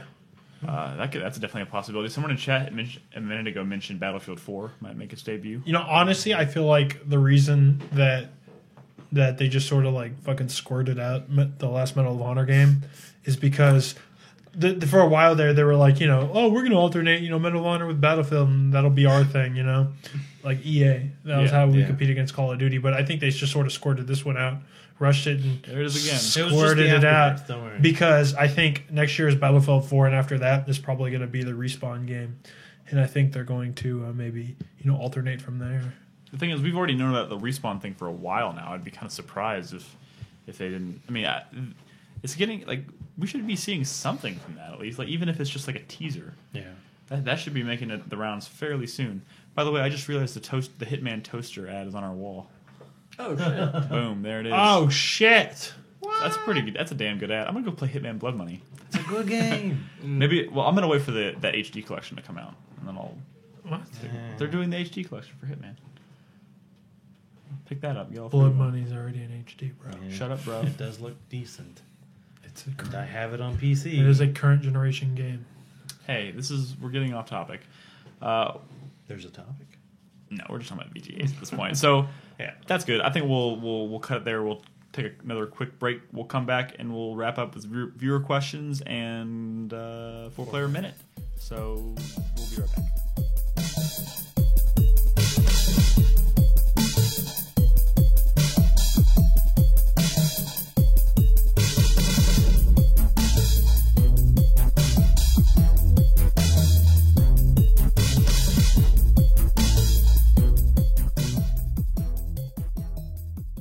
So yeah, hey guys, we're back. We have viewer questions to go through. But Brad, are you ready? Do you I don't think chat heard your joke at all. Oh, really? Yeah, which is a shame. should we repeat it? They're or all is it- confused. Ah, No, the no, magic's gone. Yeah, the Magic's it's too gone. late. Y'all missed it. Oh god, Y'all had to watch us laugh so hard. we were laughing so hard during the break. It's not even fun. Did you just fart? No, I just no. I said we were laughing so hard during the break. It's not even funny. And then I realized the irony of what I his just brain- said. No, I thought you like stopped because you stopped. You kind of made this face. No, Nolan, that's not what happened. Welcome back, guys. Welcome back to the show. Brad, do you want to mention that thread now, or do you want to do it after I go through? Oh yeah. So this, you know what? We'll save it. Good story, bro. Yeah. So, real quick, if you have video game related questions or community related questions that you would like to relay to us to answer live on the podcast, you can leave your questions in the threads over on our forums at 4playernetwork.com. Simply click on the forum, make an account if you haven't already, and click on the 4-player podcast thread, and there should be a sub-thread in there for the next show, which the next show will be number 298. Which means there's only 3 more shows until 300. Yeah, and then we're done. We stop right at 300. Done. It's over. Dunzo. We should just switch things around, completely flip everything, do it upside down. Somebody The in the entire show upside down. Somebody in the Dressed as comments. Spartans. Somebody in the comments last week said that it's getting ridiculous that we even number them anymore, and I was like, "Are you kidding me? Are you? Does that seem? You being real, bro? Does that seem ludicrous to anybody else?" No, I think he was saying we should restart them because the numbers are getting. No, he really said we high. shouldn't be numbering them at all. We should just call it the show. Well, I saw one that said that I thought he said we shouldn't be restart. naming it. Well, that. No. What? No. These are all equally ludicrous ideas. I'm pretty sure Ludacris is the only one that's ludicrous. Let's hear about them questions you got there. I know, Nick. Jesus. All right. So yeah, if you want to leave questions for. Oh, did y'all see the quick look for Space Team? No, I heard about it, but I Oh didn't see my it. god, Yeah. that was just the greatest thing in the world. You know, any of y'all watch like Star Trek or whatever? Mm-hmm. I can't even. I'm not even gonna describe it. Just watch the quick look. Space We'll Team. watch it after It's this. a multiplayer, like 4 people in a room on their iPhones playing this game called Space Team. Yeah. Oh my god, That sounds awesome. it looks super fun. Mike from Penny Arcade was tweeting about it. It's just like the most brilliant thing. Okay, so like everyone has like these like a panel, like a fucking random panel on their thing with like various knobs and switches, and they all have like weird like names and stuff or whatever, right? And then you have commands that pop up on your screen, and they're different for each person around the thing, and everyone is like a person, like a part of the crew manning the ship going through space or whatever. And as these commands pop up, you have to scream them out, and you're like, set the quantum drive to level 2, and the person has to find out, because it randomizes after each like level what your panel is and stuff. Like the person has to find, oh, I have the quantum drive, and they have to like turn it to level 2, and everyone's screaming out commands at the same time because you have to keep like oh, I have the flux reader, like turn off the flux reader, and they're like, oh, I got that, but at the same time you're reading out commands. That sounds so fucking Hey, cool. just watch the quick look. It's cool. It's only on iDevices. Because as the thing is, because as you get further, it gets harder. Where like your panel will start falling apart and like swinging, and you gotta like tilt it and like wipe shit off your screen at the same time. You're screaming commands, but trying to listen to them to find out if your control panel has the thing that needs to be done, so the ship doesn't crash or whatever. It's so cool looking. Did I ever tell you about when I went to That sounds like a genuinely innovative. I went to iPhone Disney, game. Yeah, super. Disney World, and they have like this kind of mission control type a ride. Mission Space. Mission Space, yeah, and you Love get on that it, ride. and you have to like do different commands and stuff like that. And like when I was doing it, like they put me as my girlfriend, and her parents, and they put me as the commander. And so like I'm doing stuff, and I'm like, okay, I do this, and then like I'm like, and then I was talking to her mom, and her mom's this little old lady. She's probably like. she's pretty short, and she's so camera nice and stuff. But then she got all nervous while we were doing it, and I was like, "I need you to do this," and she's so I'm like trying to reach over and do her stuff while I'm doing like mine on like the mission control stuff. I never tell you about that, No. because like we went. It's like a ride you have to go on, and like before you go on it, you have to go and get an introduction to the ride by Gary Sinise. What? Wait, Yeah. wait. Yes. So you go in this room, and all these people, and he comes up, and he's like, "Hey, cadets!" And it's Gary Sinise sitting like on the with his like one leg propped up on this like control panel, like on a mission control. It's a video, right? Yes, it's a video. It's not Okay. really Gary Sinise, and he's Okay. telling you all what That's you have what to he's do. doing nowadays. And so there's all this stuff, and he's like, "And now you're going to go off to land on Mars and blah blah blah and all this stuff." And he's like, "But there's only one thing you lack: training." And so now they're going to train. And so we do this, and we go, and we're waiting.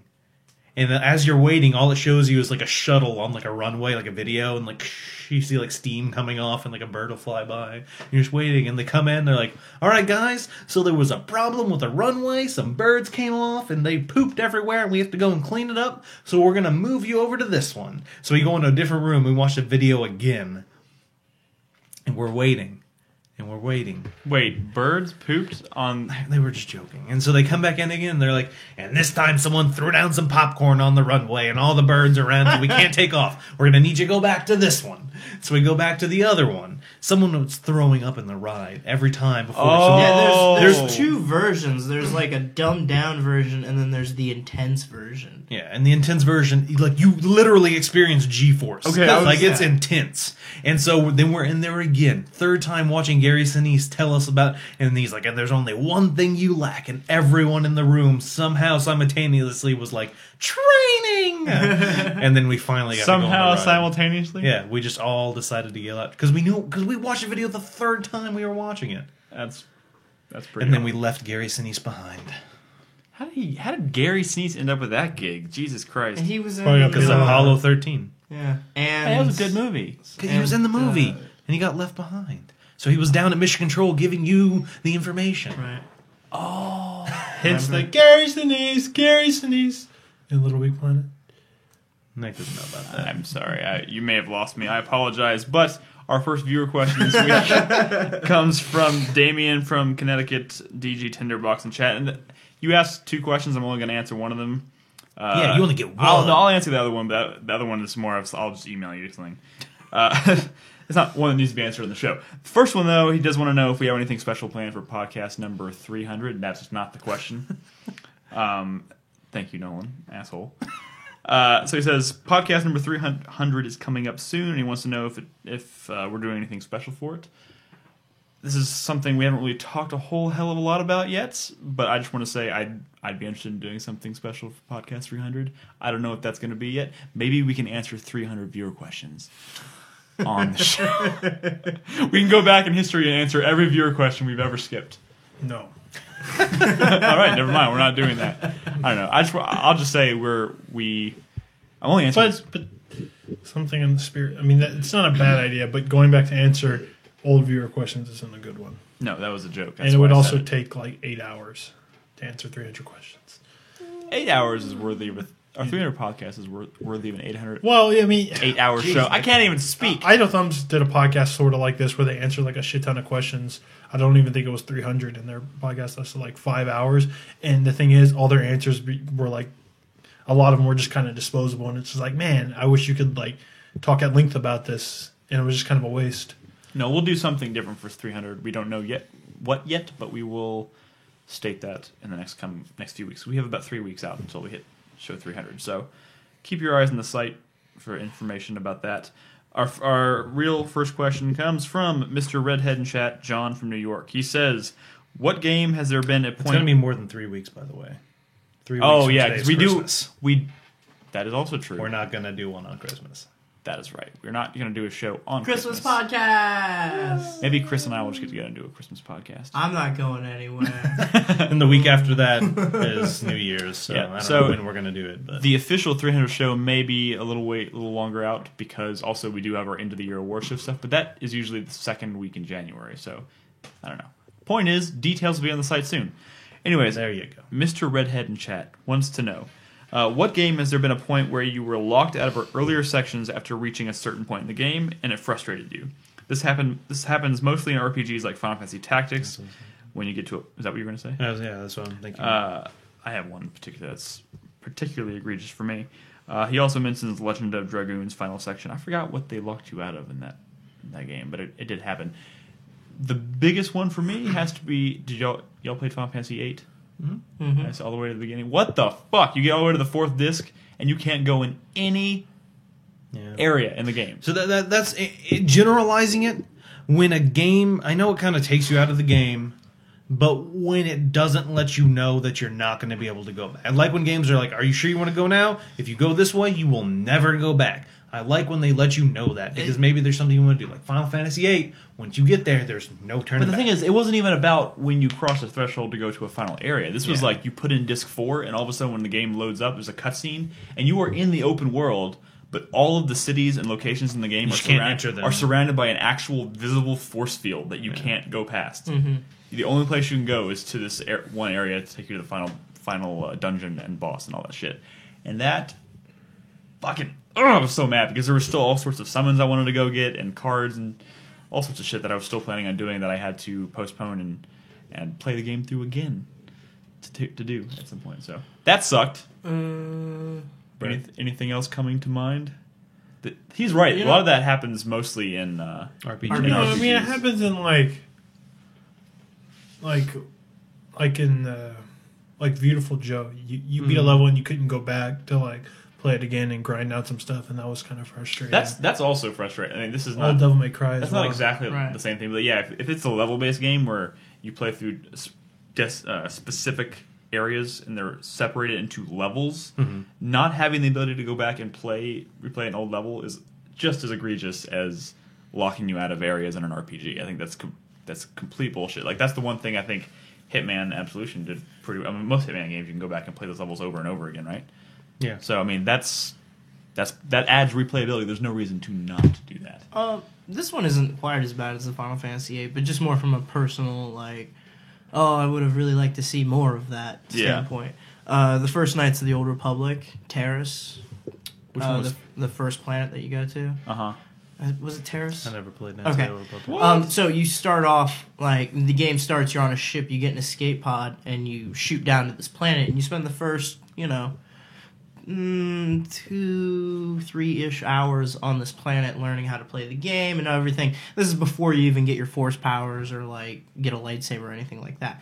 And it was one of these really cool Star Wars like city planets called Terrace. And there's all these different levels you can go to. Like you start off on the top levels, you go down to like the underworld where they don't really see the sky or anything like that. There were lower levels that were just like infested with like vermin and like monsters and shit like that. And it was a really cool level, and I really liked the place. And when I was playing through it, I was like imagining like, I wonder if we're gonna come back here later, like what they're gonna do. Like I kind of figured that place would tie into the story a little more than it did, but after like 3 hours you steal a ship and leave the planet right as it gets blown up. Yeah. So you absolutely cannot go back. I completely forgot about that. Yes, that did happen. Good point. Anybody else have any examples they can think of off the top of their head? But there's lots of games. Yeah, kind of unfortunate in that sense, but hey, what can you do? Okay, our next question comes from Commander ZX2 in chat, who does not leave his name or location. Damn, right behind you. Why do you think Microsoft and Sony are dragging their heels when it comes to unveiling next generation hardware? I believe the next generation is being delayed as they are struggling to come up with a way to properly support backwards compatibility, especially for the PlayStation 3 where the CPU is extremely complex. I don't think that's the case. It's the fucking economy. Exactly. They were not in a hurry put out new consoles because Because they're going to lose money on consoles. They're still trying to. yeah, That's Yeah. like a huge transition. Not to mention, period. it's also a race to see who can hold out the longest. Look at what happened the first time around when Xbox put out their system before anybody else, and then a year later it was like being bashed by everyone because of all the bugs and problems it was having, and like the first one to get their system out the door is usually the one to kind of reveal all the little problems that hardware these days is going to have. So like if you can hold out just a little bit longer than your competitor, you might have the upper hand in the market. If you know, or Wait. not. you want to expand on that, Brad? Well, I mean, sometimes being first has its advantages. No, definitely being first has its advantages. I'm sure Microsoft is still, the leading platform out there console wise. Resistance was being compared to Gears of War because they came out at the same time, and it wasn't really fair because, Xbox had a year on the PlayStation, stuff like that. That is true. But It also just might be because this hardware is not ready to be shown yet. I just think it's it's the economy. People weren't ready to buy a new console. Maybe they didn't have the R&D you to gotta- make a new console. You got to consider the economy, budget, competition, market. Market's super important too. Did we ever talk about the Wii Mini or whatever? Oh no, we didn't talk about the that's Wii not Mini. even news. We'll It's talk so about stupid. We'll talk about when it's actually news. When it actually affects anyone. Yeah, that's besides the 3 people who live in Canada. I think it looks cool.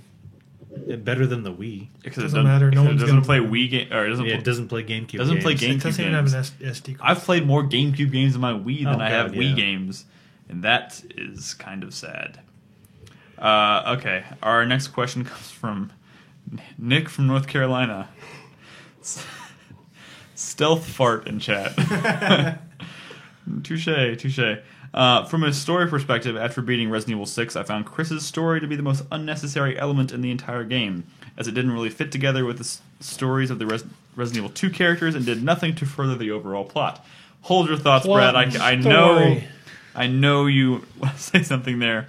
His question is, are there any games you have played where certain parts of the story could have been omitted and it would have had little to no effect on the games? Lots of games like that. All the filler in like Rockstar games. If they cut down on some of the side crap you do in those games in terms of story and side characters. No. To an extent, Nick. That's Some of the stuff is good, but some of it's pointless. No, like fucking after 10 hours into one of those Rockstar games, you start doing like missions for characters that don't even really matter and pulling you away from like the main story threads. It's kind of annoying. Like think about how long you were just completely gone from Bonnie. Like as soon as you did that last mission for her on the first place, and fucking 10 hours later, you're in the middle of Mexico going, man, what the fuck happened? There were characters I cared about in this game, and now I'm doing the random bullshit. But I'm just saying, like, trim down on it, and I think those would be like very like in terms of story, would be much tighter experiences. Maybe take a good hard look at the characters you have in your game and pick and choose which ones deserve Absolutely. their own story. Yeah, But maybe to so. them, it's just more is better, and more is not always better. The thing is, like, I think Red Dead did a really fantastic job of like expanding the universe and the story because of all the little things, not even stuff that happened in cutscenes or major story missions, the things you would come across in the world that made the world feel alive and different. Like, I will never forget the mission with the man in the suit and the hat, the man in black, in Red Dead. But that has nothing to do with what I'm talking about. That's what he's saying. That's a good example. That's something that's good because it's simple, it's short, and it's there, and you're done. He's talking about like the filler crap that's not necessary. I'm gonna go race this carriage for this snake oil salesman who really wants my help. Hey, that was a great character. That was a great character, but that was a horrible mission. Yeah, terrible mission. Great character though. Or like There are maybe the creepy guy. maybe there are better Seth. So there are better ways to use some of these the characters that were developed in those games. I'll just leave it at that. But I think pulling content and plot and story out of a Rockstar game might be a little Is a much. good idea. No, I think it might be a little much. I think just focusing your efforts on making those Every single one of their games are over. I mean, all their open world games are overly long. All of them. I disagree with you completely on that one. Completely. a lot of people don't even finish those games because of it. Well, I didn't. But then again, Here's the thing: they might do a pretty decent job at like creating story content, and there might be like rich writing to fill all their excessive story. But what there isn't is an excess amount of like interesting gameplay to fill that stuff either. So just because this new character is well written, you're probably doing the same shit for him that you were doing 20 hours ago for a different character, and that's just another more incentive to trim the fat. I mean, You there's know? similar. I think older Rockstar games have that problem more than the newer ones. I think Red Dead did a fantastic job of mixing it up a little bit, and I don't know, That's Nick's opinion. okay. I had similar experience, I guess, Down in Mexico? in Skyrim, in which I would literally be getting the same quest again. Yeah. Like, literally, like, you get a quest you already completed again, and you go to that dungeon again, and the guy you killed is back. that's a little more. That's a problem. Yeah, at first I thought it was a glitch, and why did I get this quest? But I went there, and no. I would say Skyrim is also a game you might consider trimming some of the fat off of as far as story goes. There's a lot of stuff in there that's but that's the thing super is, interesting and stuff that's just not. Here's the difference. Like, you are forced to do so little of that. While like in a Rockstar game, you have to do like fucking all of it. It's like, here's these 3 characters. You're not going to be able to advance the main story unless you do a few quests for all 3 of these icons that you can go towards, and then maybe we'll advance. You know what I mean? Like Skyrim, you could spend as much time. They You know, kind it's of optional. use those as a way to pace Yeah, the progression of the game. Absolutely, and you could pace yourself. In Rockstar games, you can't pace yourself. You have to do it the way they want to, and it's kind of frustrating. Okay. Any other example? I mean, I think there's other games. Maybe make more of it optional. True. What about more linear-based games that have areas in which that could be pulled out entirely and make the game a more enjoyable experience? Most linear games are shorter, though. True, but there's also a lot of linear games that fall apart. First Halo, the library. Oh, God. Oh, my God. Oh, dear God. There's actually quite a few sequences in Halo, in the original Halo trilogy, I would say could probably be pulled out for... Half-Life 2. What would you Trim say? down on some of the vehicle stuff. Like the Like when you're driving the I never car or knew- the boat. like Yeah. the opening the water gates on the boat. Some of those were That overly was- long. yeah.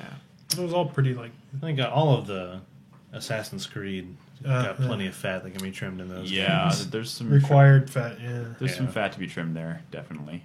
I mean, I don't want to go into anything too specific because there's a lot of examples. You could talk about that. You could probably dedicate an entire podcast to talking about the fat that can be trimmed off of games these days. Here's a great fucking idea.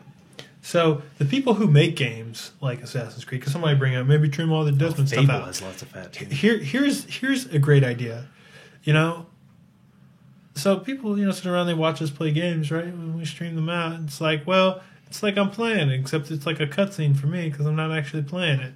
How about I feel like the people creating a game could actually play the game too. You should have an option to, like when you get to a Desmond part, when it jumps out of the Animus, to just watch like fucking some dude at Ubisoft play the game. You should have the option, would you like to play the sequence or just watch it? And you could choose watch. That would be fucking revolutionary.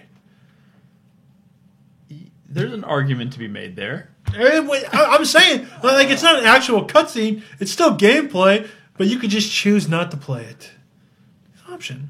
And an option. Button. More Skip. options are always good. I will give you that. Do you not see what I'm saying? No, you have a point. I don't mean, like, watch Luigi beat this level for you. I'm just saying, like, this shit ain't actually fun. We'll just run through it for you real quick. Well, it's I almost think like it would be better. I think that's. You can always pick up the controller and resume. Isn't that- But I mean, when you're Desmond stuff is never about the gameplay. It's all about that story and has exposition the wrong and stuff. mentality to it, though. Why don't they try to improve, like make That's those a- segments more engaging? That- By trying to rope in the non-believers. Is a good like point, it. but I don't but think they it- don't though a lot of the times. Like fucking that flying, like challenge thing in Skyward Sword that Brad could not complete. Yeah. Oh, there's some definite fat to be trimmed off that game. Holy Yeah, shit. Fucking Skyward Holy Sword. shit. That Man. game could have been a 20-hour experience. That would have been brilliant. Carving a Thanksgiving turkey, dude. Holy shit, yeah. Made entirely of fat. entirely of Gross. Gelatinous turkey. Man, trimming Skyward Sword down to a 20-hour game, it would have been great. Could have been great. Would have been okay. Nope, it would have sucked. That's still what it's like. I feel like that's where that conversation was going. Probably. All right, so I don't know. That's an interesting question. There's probably a lot we could continue to cover, but we need to wrap the show up. So we're gonna wrap up with the 4-player minute. You didn't ask that one question. He wasn't going to. That's what he said. Oh, okay. Yeah. So Well, I'll go first. before we go to the 4-player minute, just a quick reminder: if you haven't already, please check out the website. It's 4playernetwork.com. You can find all of our articles and news and all the stuff that we comment on throughout the week between podcasts there. Find us on iTunes. You can subscribe. We really appreciate your support. And, of course, watch us live every night at 4pp.tv. We broadcast games, broadcast the live recordings of these podcasts, all that good stuff. We'd love to see you there. So we're going to go and wrap up. We're going to go around the table and each say our hype, our shame, our sweaty palm, and our fuck you for the week. Pardon my French. Brad has volunteered to go first. I'll start out with my my shameful secret because it sort of ties into the thing I was going to mention in the community segment, and that's that I have played very few online games this year, or games with like interesting multiplayer modes, and I feel like this is always a big gap in my gameplay throughout the year, my game playing throughout the year since I started streaming, and so I'm going to rectify that problem. One of the reasons I haven't been doing that is because online games, unless you're really organized and everyone's communicating, oftentimes kind of suck, especially when they're objective based. Yeah. Unless you're playing something like Call of Duty. So we started a thread where I've listed out the online games I want to hit before the end of the year, and everyone is signing up for them in the thread. Thing is, you're required to have a headset. You have to actually use it. You have to communicate. And the goal is ultimately to work together as a team. And I have games like Chivalry on there and PlanetSide 2. So someone post a link in chat, please, to that thread. So if you want to sign up for one of these games, if you want to get into Chivalry, for example, but you're just sort of running around and fucking around in the game, but you maybe want to play it the right way, we'll join up on our team and we'll be all like, fucking like giving commands and shit, like right side, whatever, shit like that. There was actually cool. There was one moment. Form up on me. So we were playing a free for all thing, and it was just a fucking clusterfuck. People would be in two by two one-on-one combat, and somebody to run in and start fucking shit up. So there was one point when Gray Fox was fighting somebody, and I ran up, and I was like, you know what? Wait.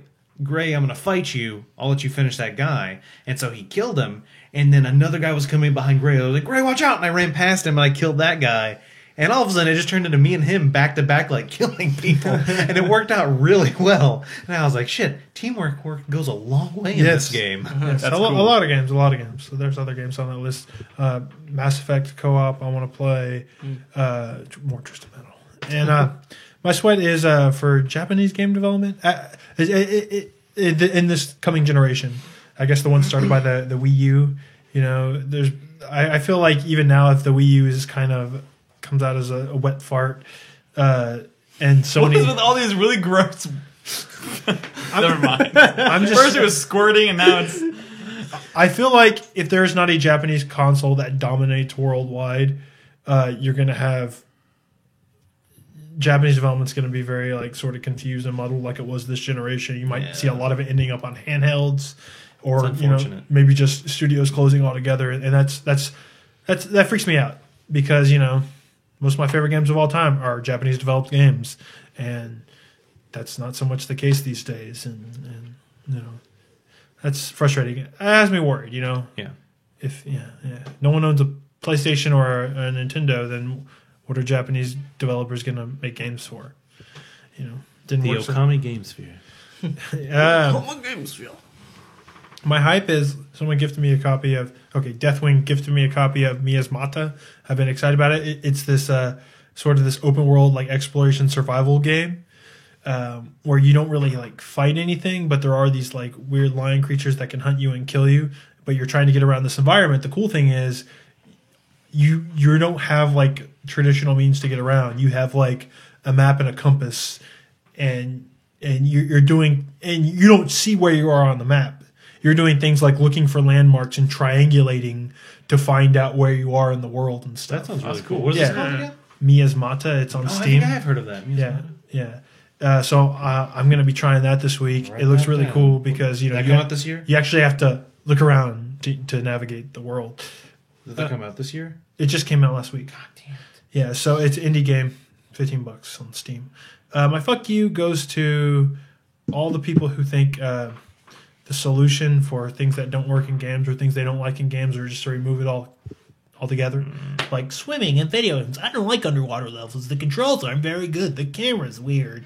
It's not like the other stuff, I don't like it. Just get rid of it. And you have those fucking idiots going, yeah, I'm glad they took swimming out of Tomb Raider. I don't even like underwater levels. Fuck you. Solution isn't to remove it. The solution is to make it work. And sad part is, fucking Tomb Raider made it work with the original, and there's no reason for them to be taking it out. And it's like the whole Mass Effect 1 to Mass Effect 2 thing. Yeah. You don't take it out because it doesn't work. Fix it, you lazy fucks. So yeah. So angry, Brad. So angry. So much anger. Nolan, care to go next? Anger leads to hate. Okay, my 4-player minute starts. Hate leads to suffering. My hype is Far Cry 3. I'm actually really excited about this game since that North America trailer they launched last week. That was not a And this- trailer. That was a 10-minute I know, long. 10-minute long preview of the game. There's so much in this game I am looking forward to. I'm really excited about it. My sweat is that list of games. I posted it a while back, and I have actually gotten a lot more since I posted it, but just I have so many more games on my list that came out this year that I haven't even started. Like Brad was mentioning, he wants to play Twisted Metal multiplayer. I haven't even played Twisted Metal at all. So good. I know, and that's the problem. You got to prioritize, man. But we only have you know what? couple weeks left. We're gonna have multiplayer night No, where we're gonna be playing lots of Twisted Metal. Jump It's in. really fun to jump in and play with the people of the community. In that respect, this isn't my shame for tonight, but it will be maybe towards the end of the year if I don't fucking finish Dragon's Dogma. God damn. My shame. I just changed it. Just saying, watch out for dudes on screaming gurneys dudes screaming on gurneys. Because You that's say me. dudes on screaming gurneys? Yeah. Screaming dudes on gurneys. Because that's usually me about to kill you. Okay, it's good to know. I just changed my shame and now I forgot what it was. Your shame should be that you forgot what your shame was. Maybe. I love the underwater stuff in Metroid Prime. Huh? What? You say Metroid Prime? Yeah. He's responding to someone's comment in chat. Okay. So few games do underwater stuff anymore. Oh, yeah, Metroid Prime. My fuck you goes to Greg Miller That's so wrong. for stealing my joke and getting credit for it. So You really wanted to impress Nolan North, didn't you? it's not that I wanted to impress him. I was just proud of myself because I was like, "That was a good joke, Nolan. Good job." And then Nolan North was like, "Hey, that was a good joke, other guy over there. Who has cancer? He's in remission." Classy, Nolan. My Classy. mother had cancer. God, this is a classy So show. take that. I love how we're, I'm Endometrial not cancer. touching it. we are She had open. endometrial cancer. I'm not. We are. touching We it. opened the show talking about Whitney Houston. We're closing it talking about people with cancer. This is fantastic. My grandfather had non-Hodgkin's lymphoma, and then he had Hodgkin's lymphoma, and then he had colon cancer. Damn. Yeah. And he died in a car accident. No, he actually died of pneumonia. Oh. Sorry. Yeah, he should be. I was there. In the car? Anyway, Were you driving? yes. I was like 8. Only thing I remember is being in the hospital room with my Ninja Turtle sleeping bag. Okay. Back on track, people. Back on track. Oh, God damn it. Wait, did you finish? sure. Okay. Chris, you care to go Okay. next? Jesus. Okay. Christ. My hype is also for Far Cry 3, specifically for the main villain of the game, Voss. Yeah. I took a look at an extended cutscene from the game earlier today that featured Voss pretty prominently. That opening cutscene He's pretty good in it. I don't know if it was Dude, is it the one where he pushes? No, that's the one from E3 last year. That was the first thing they ever showed of the game, was where Yeah. he pushes them off the cliff with the brick. the brick. Yeah, when he's like ranting about, like he And- starts talking about the nature of insanity, and then at the end of it, he's like, "Did I ever tell you the definition of insanity?" It's unfortunate, And then, though, like, because like the loop, the kind of like Yeah. Because while that character's cool, I hear the story in that game is kind of dumb. well, we'll see. I'm hoping the And that Voss the good guys becomes are lame. I will make my own judgment a about the quality memorable of the character story of 2012. in Far Cry 3. My shame is that I had 2 days to finish Walking Dead, and I didn't. You fucked it up, Chris. You painted a door instead. Well, yeah, but that's gonna look really cool when it's done. when you move out and you have to repaint it. I'm not gonna repaint it. They're gonna want to move in. The door looks like the TARDIS. It's gonna be awesome. People are gonna be like, "Oh, I will pay more for that." But it unit." doesn't open like the TARDIS. No, okay, fine. Hey, but focus, people, focus. anyway, 4 players. It's not the but- 4-player half hour. okay. What am I on? Okay, so that was hype. That was shame. My sweat. I don't know. My sweat is for next year. I know there's all these really big games coming out, especially in the first half, like BioShock and things like that. But I'm pretty sure I already said this, but like I'm having a really hard time getting excited about next year for some reason. I don't know why. Just give it time. I know it could just be the distance. It could just be the barrier of the new year. If you're not excited by January 1st, though, you will be I fired. know. And my fuck you goes to cancer Yeah, fuck. Good save. and pneumonia. I remember my shame. Okay. I have not played a handheld all year. Me neither. You know, I've even played- played a no. handheld this you year. played Final Fantasy on Yeah, Next that's 3DS. true. I have literally not played a handheld the entire year. Hey, can I get my 3DS? And so I don't know if that's a good thing or a bad thing. I'm like, it's good that I didn't go out and buy it because I haven't played it, but it speaks so much for how shitty the handheld games have been this year. Or at least how rare they are. The good ones. There's not that many great ones this year. Not worth me buying a new handheld. That is true. On another note, though, my hype right now is Far Cry 3. Screw you guys. I said I was hyped You for stole my hype. it. Oh, because we stole it? I mean, okay. Now it just looks like I'm copying both you guys. that's because you Well, you are. Yeah, Far Cry 3. I'm fucking stoked. It's at it's installed. Actually, you know what? It's at I'm gonna home. It's change ready mine. to go. I want to play Space Team. That sounds fucking awesome. That sounds But you cool. gotta play it with other people though. Yeah, I know. You have to be in the find same more room? people with iPhone. I do have an old You iPhone. have you watch the quick look. You definitely have to be. In I the do same have room. an old iPhone. Maybe I could get We that could working. play. We could Is play. that some my Space old Team. iPhone? No. Well, that broke. Oh. That was a piece of shit. Yeah, it was, Yeah, y'all should play it together and film it because it's crazy. Hell yeah. Yeah, we can It stream sounds like it might be the next Johann Sebastian's Joust. Yeah. No, it's that kind of thing. You could do Johann Sebastian's Joust with iPhones. That would be awesome. My shame. Until someone's iPhone gets knocked out of their hand and breaks. Yes. My shame is the Wii U. I have one. Haven't touched it really since we got it for that first day of broadcasting. However, He was touching it a lot last night. spending a lot of time Stone. spending a lot of time trying to catch up on all the stuff that I need to finish before the end of the year, though. I finished Binary Domain. I started Mark of the Ninja, which leads me into my sweat, which is I only have about 2 weeks left, and I'm going to play the shit out of Far Cry 3, and I want to finish Mark of the Ninja. Those are the two big ones I know I need to finish in the next 2 weeks. But I still haven't fucking touched Dragon's There Dogma. it is. What the fuck? There it is. If I can at least get like 10 hours into that game, I feel like I can at least judge it on its own merits. And you know what? Probably 10 of the best hours of gaming you played all year. I know. Because Whoa. that game. What? nice. My fuck you, though, for the week goes to Hitman Absolution. That game, fuck you, is... In my opinion, I will respect the opinions of other people, but I think that game is garbage. Garbage. Like- you garbage. Like when I can't get through the level they showed us in the fucking demo, Yeah, that does. like it's just I had a lot of trouble with that. and level, it's too. not even it's like it's I could, By trying to do what they do. yeah. And the thing is, it's not the fact that I can't do it. I can do it, but like not in the way I want to do it. Yeah. And until I do it, until I accomplish the objective the way I want to accomplish it, I'm gonna keep restarting the fucking level over and over again. And after having to force myself to just do what they want me to do 3 times in a row, I said fuck it. So fuck that game. Fuck you, Hitman Absolution. I didn't even stick around long enough to see what the fuck was up with the sexy nuns. And you know what? It takes a lot to get And me. you know what? Probably doesn't matter. There's nothing up with them. They're in like one cutscene, and then you kill them. Still, I would have liked to kill some nuns. Just Sexy finish nuns. it, dude. I'm telling you, I it's worth it traded for it- the story. Just watch the Nun trailer. You're being sarcastic, is what you're doing. No, I think you might like the story. Okay, we're gonna go ahead and cut it here. Thanks everybody for listening. This has been episode 297. Be sure to check out the site. It's 4playernetwork.com. We'll return next Tuesday with episode 298. We'll talk at length about Far Cry 3, and we'll probably talk a shit ton about Far Cry 3 next week. Probably. But yeah, in the meantime, check us out every night at 4pp.tv. Anything y'all want to say in closing? Whatever. We'll catch y'all next week.